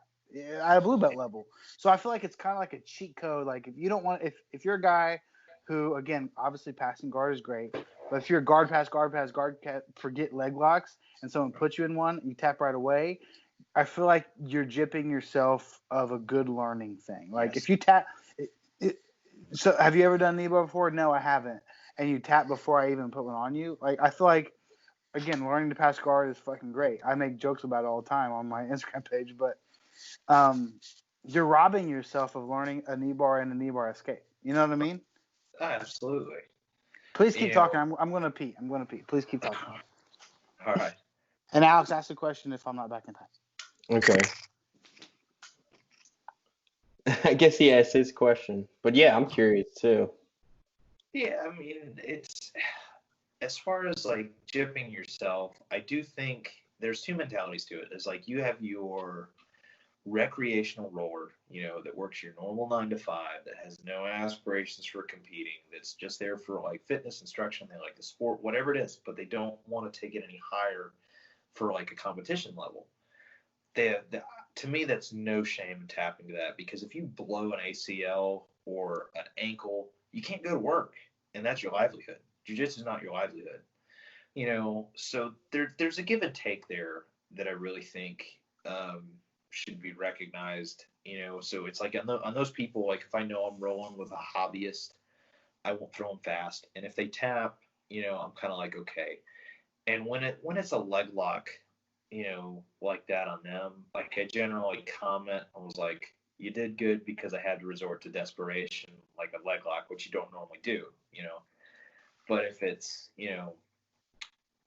somebody that wants to compete at higher levels or train or get further in the sport, and or if they're like focused on leg locks and you're tapping right out of the gate, you are definitely cheating yourself. You're not knowing kind of your limit on what you can go. You're not trying any escapes, anything like that. But there's so many variables too, because it depends on your partner. Like what Gage was saying, he doesn't throw them very fast, giving an opportunity to escape or work something, which is a great training partner. But sometimes you'll get, you're gung ho, I'm gonna leg lock the hell out of this person, and they just put instant pressure. Doesn't really give you any time, and you have to tap. Also, no shame in that because you don't want to get hurt. So there's a give and take. I think if with how I generally roll, I'll lock up the position quickly, but when it comes to the breaking point, like when it comes to actually torquing the submission, that's when I start giving them time and a little bit of leeway there. It's like, so you're either going to work for an escape or you're going to feel your tension point to when you want to tap. And, and that's with your people that want to compete. With people that don't, obviously they tap way before that. That's fine because I recognize that that's what they want to do. But no, there's two different mindsets. I was just always so that kind of like brings it down as like the people you're around. So I know I always hear about like kind of the jujitsu community is so like knit tight with each other. Right. That's kind of how you get those good people who like know like, hey, like, okay, I'm not here to hurt anybody. We're all trying to just have a good workout, and then like, and then there's obviously people with different aspirations. Right. But so do you said you run classes, and is that kind of just like part of the gym is like, so you're able to be paid as an instructor, or you just do it? No, I do it just because it's what's interesting is how it started out. So my wife and I used to like hit every evening class. We didn't really have morning or middle of the day classes because the way Scott runs it, he still works a full-time job at like Federal Law Enforcement Training Center, which is in town. And it's where like all federal law enforcement officers, whether it be like TSA, CBP, stuff like that, get trained. And what's crazy is he runs the close quarter combat, and he's like a legend grappler. But everybody kind of works a 9-to-5 job that goes there. So generally evening classes. We had no mornings. Well, once we had my daughter, I really didn't want to spend the evenings away from the family, and somebody had to be with the baby. And so if I don't go at night, or if I went at night, it'd take away grappling from my wife, who that's also like a really big part of her life, and I wouldn't get to spend any time with my daughter. So I was like, okay, so if I can't go late, let's go early. So even before, to get extra training in before my shifts, I would just call random people up that I knew that would be up for 5 in the morning. We'd meet there, but I figured that kind of an occasional call wasn't really going to secure anybody to come and train 100%. Like it'd just kind of be like a here and there type of thing. So I was like, all right, let's put it up for myself. Let's make an official class to get the pressure on, so I have to wake up every day and go. And so once that happened, it's like Scott, I went to him with the idea of 5 in the morning. He's like, yeah, good luck. Nobody's going to show up, kind of joking. And of course, like he told me to do, he's always really supportive, but, he'll poke fun when he can. And it's grown. There's been people that do it because it's before everybody's job. Who has an obligation if you're not working a night shift to be anywhere at 5 in the morning? Like you're completely free. The only excuse you have not to be there is because you wanted more sleep. But that's kind of how that started. I'm not paid as an instructor, but it happened out of a necessity. to make that 5 a.m. class. I would argue most people aren't paid as instructors, wouldn't you? Well, if they don't own the gym, like I Yeah. think what would do they're kind of paid and like they're fulfilling their dues. Like Sure. if I owned a gym, if I couldn't pay or if they didn't want it, it's like I wouldn't charge them to train there. Yeah. And Sure. God's gracious enough to where it's like you run a class, you don't necessarily have to pay like the dues to go, because you're doing them a favor. You're allowing more people to train. Sure. Over times, and that's really, I think, a great system. I'm a huge fan of bartering systems. Fuck you know, yeah. It's just as good as cash. Like if I can't do something, it's like, but I have something else that is valuable to you. I mean, definitely. Hell yeah. Fuck yeah. I have a question. So blue belts teach our kids classes and our beginners classes. Okay. What do you think about that? Because that's a fucking nightmare. I would never do that. I'm sorry, I wouldn't do it. I think it's really ballsy for like a blue belt to open a school. Not open a school. I'm sorry. Like we have a separate class for I think it's 2 or 3 months. It's called a foundations class for like our like first day guys. Like a blue belt teaches that class, but like I don't want to say I'm humble, but I'm dumb. Like I don't want to be teaching anyone any fucking technique. Like I do not want that burden on me. Well, like and I was just like speaking for instance because like there's some places that are opening up Southeast Georgia that are lower belts opening a school, and it's kind of like you're kind of looking at them like, and there's been other people kind of highlighted by jiu-jitsu networks that have opened a school blue belt. You can kind of look at them like you're a either blue really dumb, belt opening a school. yeah, or you're really like either you have the money to pay a higher belt to come in, and you're just a blue belt, but you're doing it for business purposes, or you're really ballsy, or you're really dumb. Dude, think of how many walk-ins would come in and beat the fuck out of your main instructor. Yeah. Like I think running a kids class is blue belt. Like Scott will start some of the blue belts off teaching the kids class. We haven't had a kids class in a while thanks to COVID, but like back before all this kicked off, like we'd have blue belts teaching.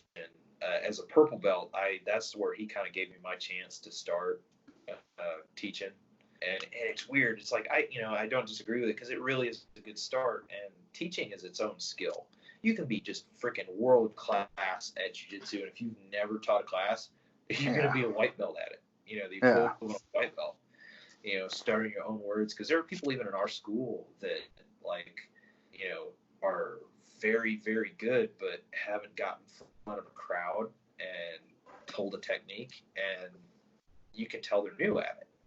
It's like, and you wonder why. It's like, well, you've done this 1,000 times. How come you can't like teach it very, fluent? Like, well, it's its own thing.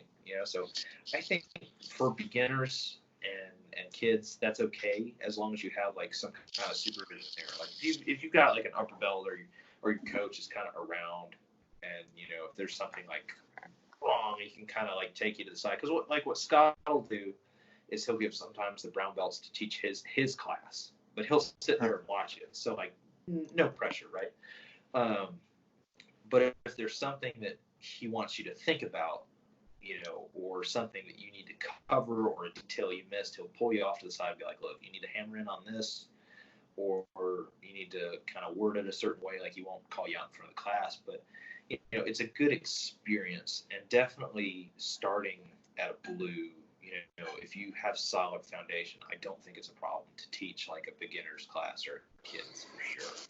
Because it's like learning leg locks. The earlier you do it, the better you're going to be later on. That part that makes sense to me because I started doing that from the beginning. I think the teaching thing. This is what I was hoping maybe you dive into it. Maybe you could relate. Maybe you can't. I think it's a personality thing. Like it's the reason. Like it's the reason I didn't really fit in so much in the military, because I can't tell people what to do. Like I can't. It's not in me. Like I'm not like a boss. Like I can't. I could be like, yeah, like if I were you, like I'd probably do this, but do whatever you want. That's kind of my personality. I can't be a boss. So there's some people, even high level. I mean, I say high, like obviously this is relative, but high level white belt to blue belt, that even when rolling, they're super. Like I roll with so many blue belts, and again, I don't want to sound cocky, but people I could beat very easily in rolling. Like I was a better grappler. That they're like the teaching type. Like they're like the guy who, when rolling with another white belt or with a white belt, would be like, see, what you want to do, what you messed up here was you grabbed here when you should have grabbed here. Like I am the opposite. I've rolled with so many people where, you know, I'll tap them out and they'll go, what did I do wrong? Or how did you do that? And I'm like, you know, maybe ask someone else. Like Right. don't ask me. Like Oh, and I you're just dick. kind of Yeah. I just kind of, you know, I learned a couple of things. I do it, but it's probably wrong. Don't ask me. You know, that's me. It doesn't fit. It doesn't fit me. I'm the guy. I've had so many people, like, I'm sure you're familiar with an electric chair. Like, Right. electric chair is like my thing from Half Guard. Like, we don't even do it at the job. I've watched so many YouTube videos. Like, I'm pretty, like, for a blue belt, I'm pretty good at an electric chair. At least the sweep. Maybe I don't get the groin submission, but I can get the sweep quite a bit. I've electric chaired so many people, and they're like, "How'd you do that?" And I'm like, "Hey man, like just look on YouTube. Like, don't ask. I'm probably doing it wrong. Don't ask me." I don't have that in me. Like I couldn't. If someone said, "What about this?" I'd probably go, "Yep, that's probably better. Do that." I don't have that. I can't really correct people. You know what I mean? I think it's a personality thing. And that's interesting. You know, I do agree. Like with at least your instance, it probably is a personality thing. You know, and it really depends. It's like if you look, if we want an extreme example, it's like John Danaher. What world titles has John Danaher won? None. Yet he's coaching the best people in the world to championships. Yeah, I think most people would. I think it's safe to consider him the best coach today. Don't you think so? You know, yeah. And then you get people like, oh, yeah, I'm trying to think of like other people that, because I don't know their personal life. I don't know if they run classes or whatnot. I'm sure they all do. But like, you know, look at your high level competitors. They may not be great coaches. Sure. You know, it's very rare. Like even Emily Kwok, when we brought her down to go back to that, it's like we had the conversation. She said it is very rare to find a high level competitor that is a high level coach. You know, That's a good point. one or the other, rare to find both. You know, and that's kind of interesting. I don't think my teaching is up to par. You know, like, you know, and that's a kind of a self-conscious thing on me. Like I'm always hard on myself with that stuff, because there will be some mornings like I feel like I'm just kind of pissing in the wind, like talking and rambling and stuff like that, and people are just kind of humoring me. Like, okay, this guy's nuts, but we're just gonna try whatever he's doing to get through class and to rolling. And then there are mornings where I feel like a little bit more on point, like I know what I'm talking about. But you know, it's a skill. Teaching is definitely a skill, and it goes back to like, you know, learning early on and just trying the class and whatnot. Because I think if you tried it, and it could be the personality thing, like, you know, you just don't care to, you know, and that's perfectly fine. It's like, if I don't know if I'd ever care to really teach if I didn't, you know, force myself to, like for the mornings. You know, it is cool, and I've learned to really enjoy it. But at first, I was, you know, nervous as hell for the first couple of months. You know, I don't know. It can definitely be learned, and it's a skill. It's its own thing, because you have to think of like dissecting everything you're doing and then being able to verbalize it. So it's got to go through like so many different neural pathways. It's like when you're normally just tactilely working, like you can be like, I can describe, you know, or I can think of things that I physically do, but then like when I'm going to explain it, I was like, I don't know, you know. That makes sense. Fuck yeah. But That makes total sense. the more you do it, the more you can figure it out. And believe it or not, I do think teaching does help technique because of the amount. I've heard you that have a lot. You know, so it's like if I don't fully understand a move yet, I am put on the spot to go and teach it. It's like I've got to remember really freaking quickly, you know, and think about it. Like use critical thinking skills to kind of break down what I need. And it also simplifies things. Like when you're teaching it to somebody that's never understood it before, it's like you're breaking down just the basics of what they need to know. And that's kind of like a refresher course in your own mind. And then when you start practicing it the right way, you know, it hones your own skills. But once again, That makes sense. I'm rambling on, but No, you're I making perfect sense, man. you know, I agree with you. It's a personality thing for sure. Because we've got people in our gym that have no aspirations to compete yet love teaching, and then we've got people that are on the fence about teaching but love competing. It's I love teach. competing, but I can't see myself teaching. I don't know. Maybe it'll change. I don't know. I'm a trainer at work. I train new people at work. I train new people. I drive a concrete mixer, so I train new people with that. And same thing. Like, it drives me crazy to correct someone. Like, I hate it. Like, if I see someone doing something wrong, I come at them really passive. I'm like, hey man, like, I see what you're doing. Like, it's good. I'm not telling you what to do, but like, if I was doing it, I'd do it this way. But you know what? Just take that with a grain of salt. Do whatever you want. Like, I'm not good at telling people what. I've had so many shit bosses in my military career. I'm like, maybe there's not a good boss. Like, I don't want to be a bad one. It's hard to be tactful. It really is. Like, and I remember this memory jumps out. Speaking to that instance, it's like there was one of my white belts at the time. He's a blue belt now. Looked up at me. He's like, "Is this right?" And it was one of the times like I didn't really. I was still kind of timid of correcting people. And I go, and he just starts laughing. He's like, "Yeah, it's wrong." See, as long as they get the picture, right? Wrong. So what? As long as they get the picture, they got the hint. Yeah. It's, and you correct them. It's like, I completely understand where you're coming from of not wanting to correct people. Because, like, when I do it, I feel like a dick. I was like, Exactly. You're trying. I see where you're coming from. But it's like, and you're trying really hard. And it feels like I'm, like, crushing dreams. When in reality, it's like I'm not. And the more you teach, I really do think the more you'll find ways to say things to not hurt feelings. Sure. Yeah, that's what I'm afraid of. I'm afraid of coming off like a dick. Yeah. And I think as long as you're honest with them and yourself, it's like, look, I'm not trying to be like this, but this is kind of how it is. At a certain point, you can control what you say to the best of your ability, and then their reaction's kind of their own. It's like if I tell somebody, look, you're doing something wrong, or, on an arm bar, they're crossing their ankles or something like that. It's like, stop doing that. And they get all offended. They're offended and whatnot. It's like, well, that's kind of your reaction to it. I didn't say that in a way that would be offensive. At least you understand, like, the way you're coming across, right? Because I've done drills with people, especially people that aren't as experienced as me. Like, I'll never forget, we did a back drill forever, right? We're doing back attacks, and my drill, just drilling. He would cross his ankles while he had my back the whole time. And I didn't have the heart to correct him. I didn't have to do it. But then when we started doing positional sparring, I would footlock him with his crossed feet, right? And then he was like, was I crossing my feet that whole time? And I'm like, the whole time we were drilling. And I'm like, well, yeah. And then I looked like an asshole even more because he's like, well, why didn't you tell me that you could footlock me from there? And I'm like, well, I just didn't want to correct you. And he's like, yeah, but then when it came to sparring, like, you could footlock me all day long. With my own mistake. And I'm like, well, I mean, I You got me. It's not like I didn't like set him up. There's been plenty of times we've been drilling a move where, again, I think it's a personality thing where I know the guy's drilling it wrong, and I'm like, good job, man. But then the black belt or the brown belt, the instructor will come over and correct him. And he'll be like, damn, I was doing that wrong, and I'll pretend like I didn't know. I'm like, oh man, good to know. I'm just a surprise.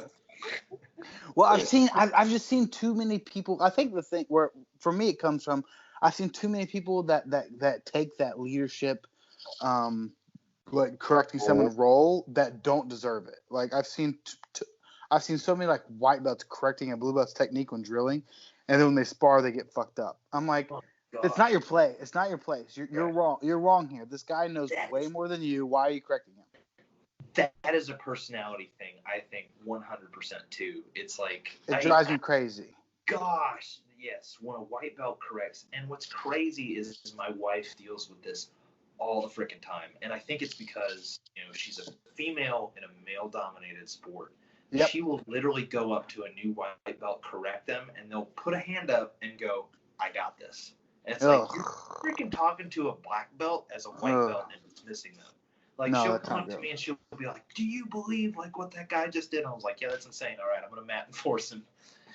You know? Oh, I remember like before I got my blue belt. I was higher level white belt. Again, all relative, but as far as the lower belts are concerned, Right. and I would drill with people who were new to the gym, and during technique they'd go, "Yeah, you need to hold me tighter there because I feel like I could escape." And the whole time I'm like, "Okay, man, yeah, okay." And then he'd be like, "Yeah, see, I think you need to do this wrong." And then in my head I'm like, "Okay, when we roll, I'm going to destroy you." And then Right. and then we'd roll, and I tap him countless times. And in my head, I'm not an asshole. I'm too nice of a guy. It's a Midwest thing. I think it's the problem. In my head, I'm like, so do you think maybe I probably know more about technique than you do? Like, what are you talking about? Yeah. You corrected me for an hour of technique, and I just let you do your thing, but you couldn't execute any technique on me. So what's the issue here? And I think that like when that happens, now that we're kind of getting on the subject of like mat enforcing and like shutting up white belts, it's I don't know, because there are some people that I've encountered that are so cocky that will still take you tapping them as like nothing, like that they'll still know more. That's sad because I that should be the ego killer, right? right, like our gym has done really well. Generally, cocky people, you know, dickheads and all that stuff really don't last very long because it's just not the culture of where we roll. We're all like a family there, and so it kind of weeds people out in a good way. It's like people realize like if they're not of the right mentality, they kind of don't belong. Because everybody's really chill, stuff like that. Nobody goes to roll or hurt one another. But Sure. like generally with white belts, sometimes they just don't know. Like I don't know if you ever heard of the Dunning-Kruger or something effect. It's like the less you know, the more you think you know, and then the more Absolutely. you know, the know like you know nothing. Yeah. All white belts are so oblivious to what they don't know. So like when they learn that first thing, they think they're awesome, Then and they'll yep. correct you on it.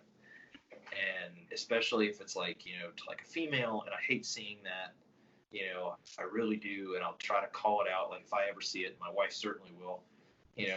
They'll correct it, and then immediately it's kind of like, all right, well, we need to kind of show them that they don't know. And telling somebody like that, like the ego is so big with them, just telling them I don't think is a proper way to get it across. You do have to kind of lay down the law of the math just a little bit. I'm not saying like take them behind the woodshed and like beat them with a stick or nothing like that, but you need to show that your technique is superior. Not hurt them, but you're not going to give them. You're not going to give them stuff. It's like as a white belt, as opposed to like a white belt that comes in is super humble, all this stuff, generally like empty cup, of knowledge. I'll let them work. There's going to be no benefit from me beating the crap out of You them. smashing a white belt that doesn't do anything for either person, right? Right.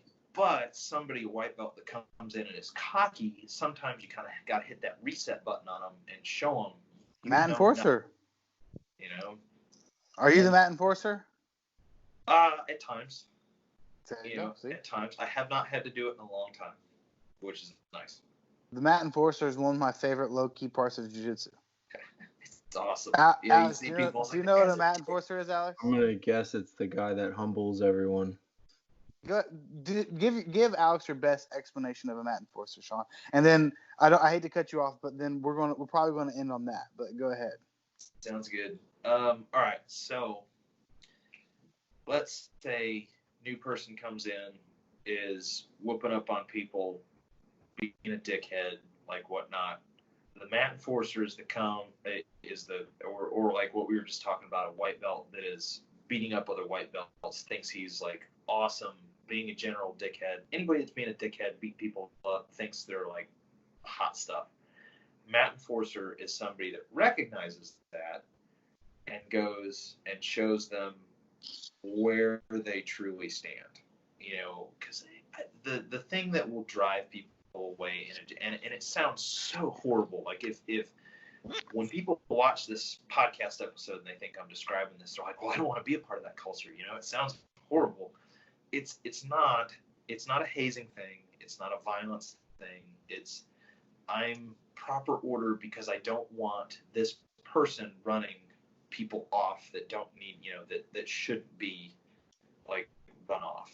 Generally nice people that get beat up by a new guy, kind of leaves a bad taste in your mouth. So you got to kind of put that person in place.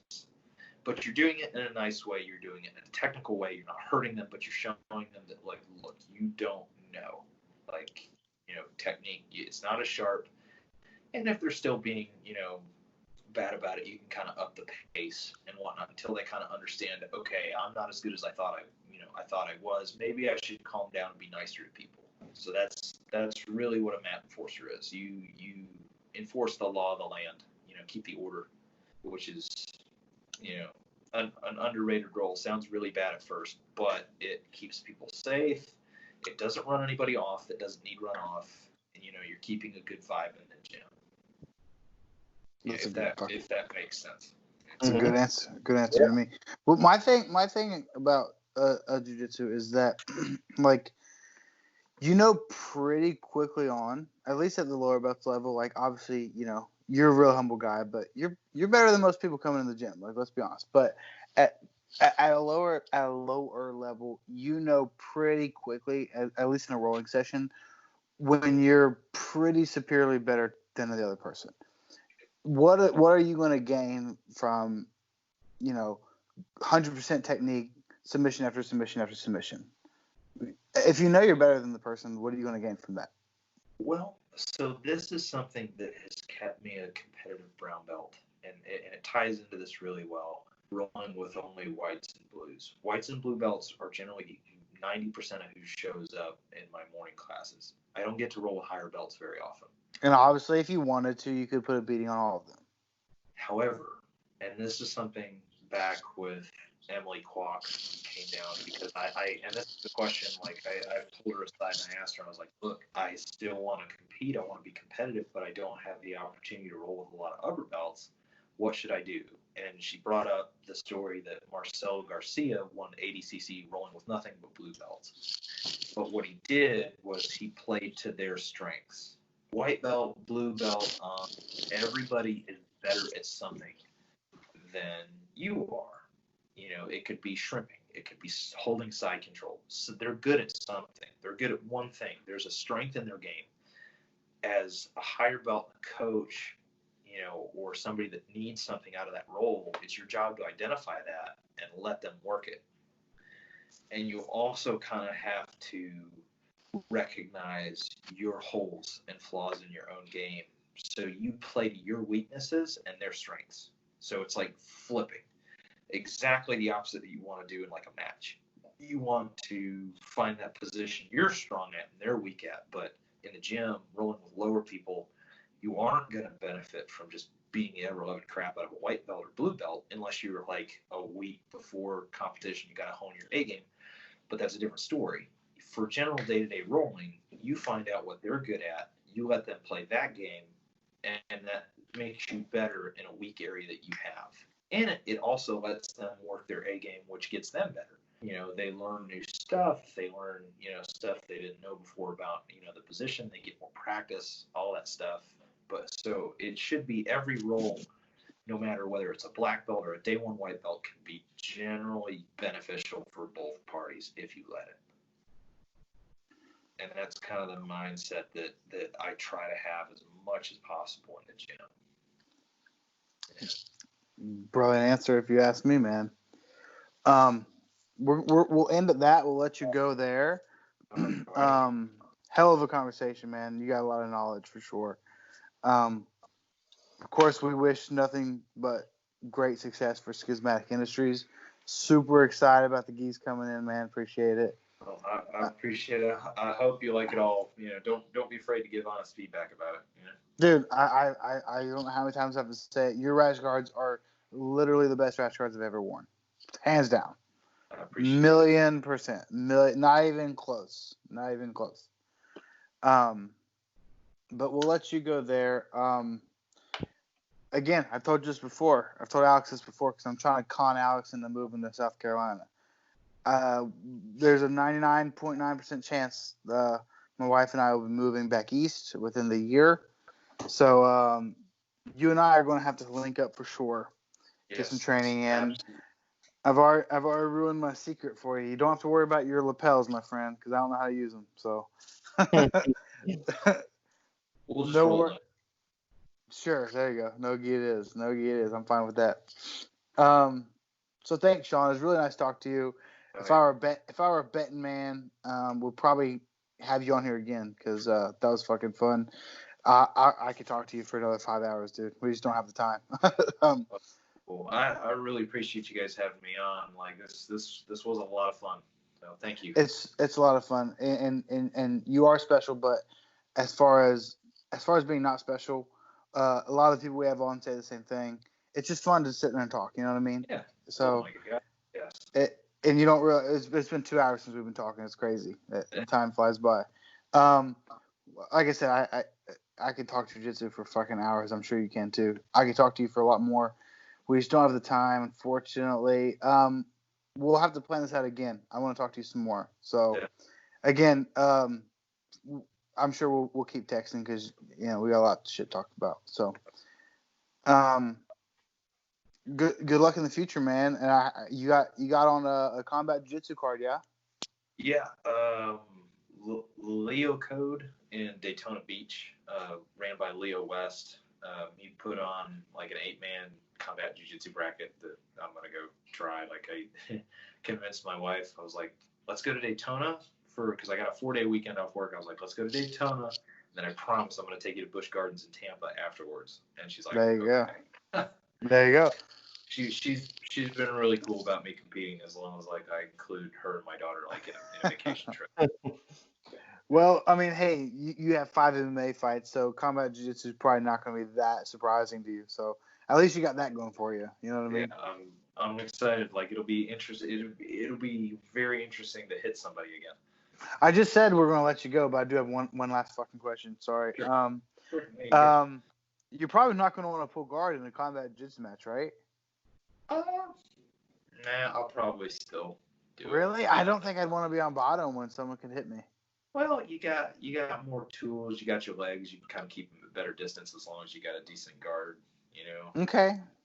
If they try to hit you, you have the ability to kind of balance check them, or base check them, for a sweep. Like because when you're rearing up like that, it's like your weight shifts so Off balance. much. Okay. I like playing a lot of butterfly guards, so I'm kind of counting on that. It's like if they want to hit me, like I'm going to try that opportunity to close that distance and get underneath them. Maybe secure a leg lock from there. I probably shouldn't ask you this question on the podcast. I'd hate for one of your opponents to hear this. All good. Yeah, we'll just forget about that. Your strategy is unknown as far as I'm concerned. I just want to get to that portion, just bleep it. Yeah, right. Yeah. I've been playing. God, I keep saying I'm gonna let you go. Last thing I swear. Gordon Ryan has been posting a lot. I shouldn't say maybe a couple weeks ago. A lot of. Have you seen his shoulder crunch butterfly sweep? Yes. Good God, I love it. I fucking love it. Terrible. Is that very? That's very Marcelo Garcia, right? Yeah, I mean, look at the old 80cc clips, like with a dude in the absolute that's like twice his size. He's just controlling the dude. It's insane. I find it so hard to control that arm where they can't post. Do you know what I mean? It is. I'm either too high or too low. They can still post when I try to sweep. There's a technique. Gordon does it phenomenally. Yeah. But what doesn't he do phenomenally, right? Exactly. I think it's just practice. And that's like what I say is like put yourself in that situation in the gym. Like force it there, like pull guard, have people start butterfly and just try to control, that positional or forcing yourself there, or, maybe you're not going to purposely sweep or something like that to put yourself in that position and just for you to practice it, So it's like, it's directed jujitsu training. And one piece of advice my wife gave me, and I think that helped really help my jujitsu, she's like, pick one sub, one sweep, or one move, and that is your goal, to hit that on everybody you roll with, or as many people. Oh shit! It's like, don't go for the Kimura.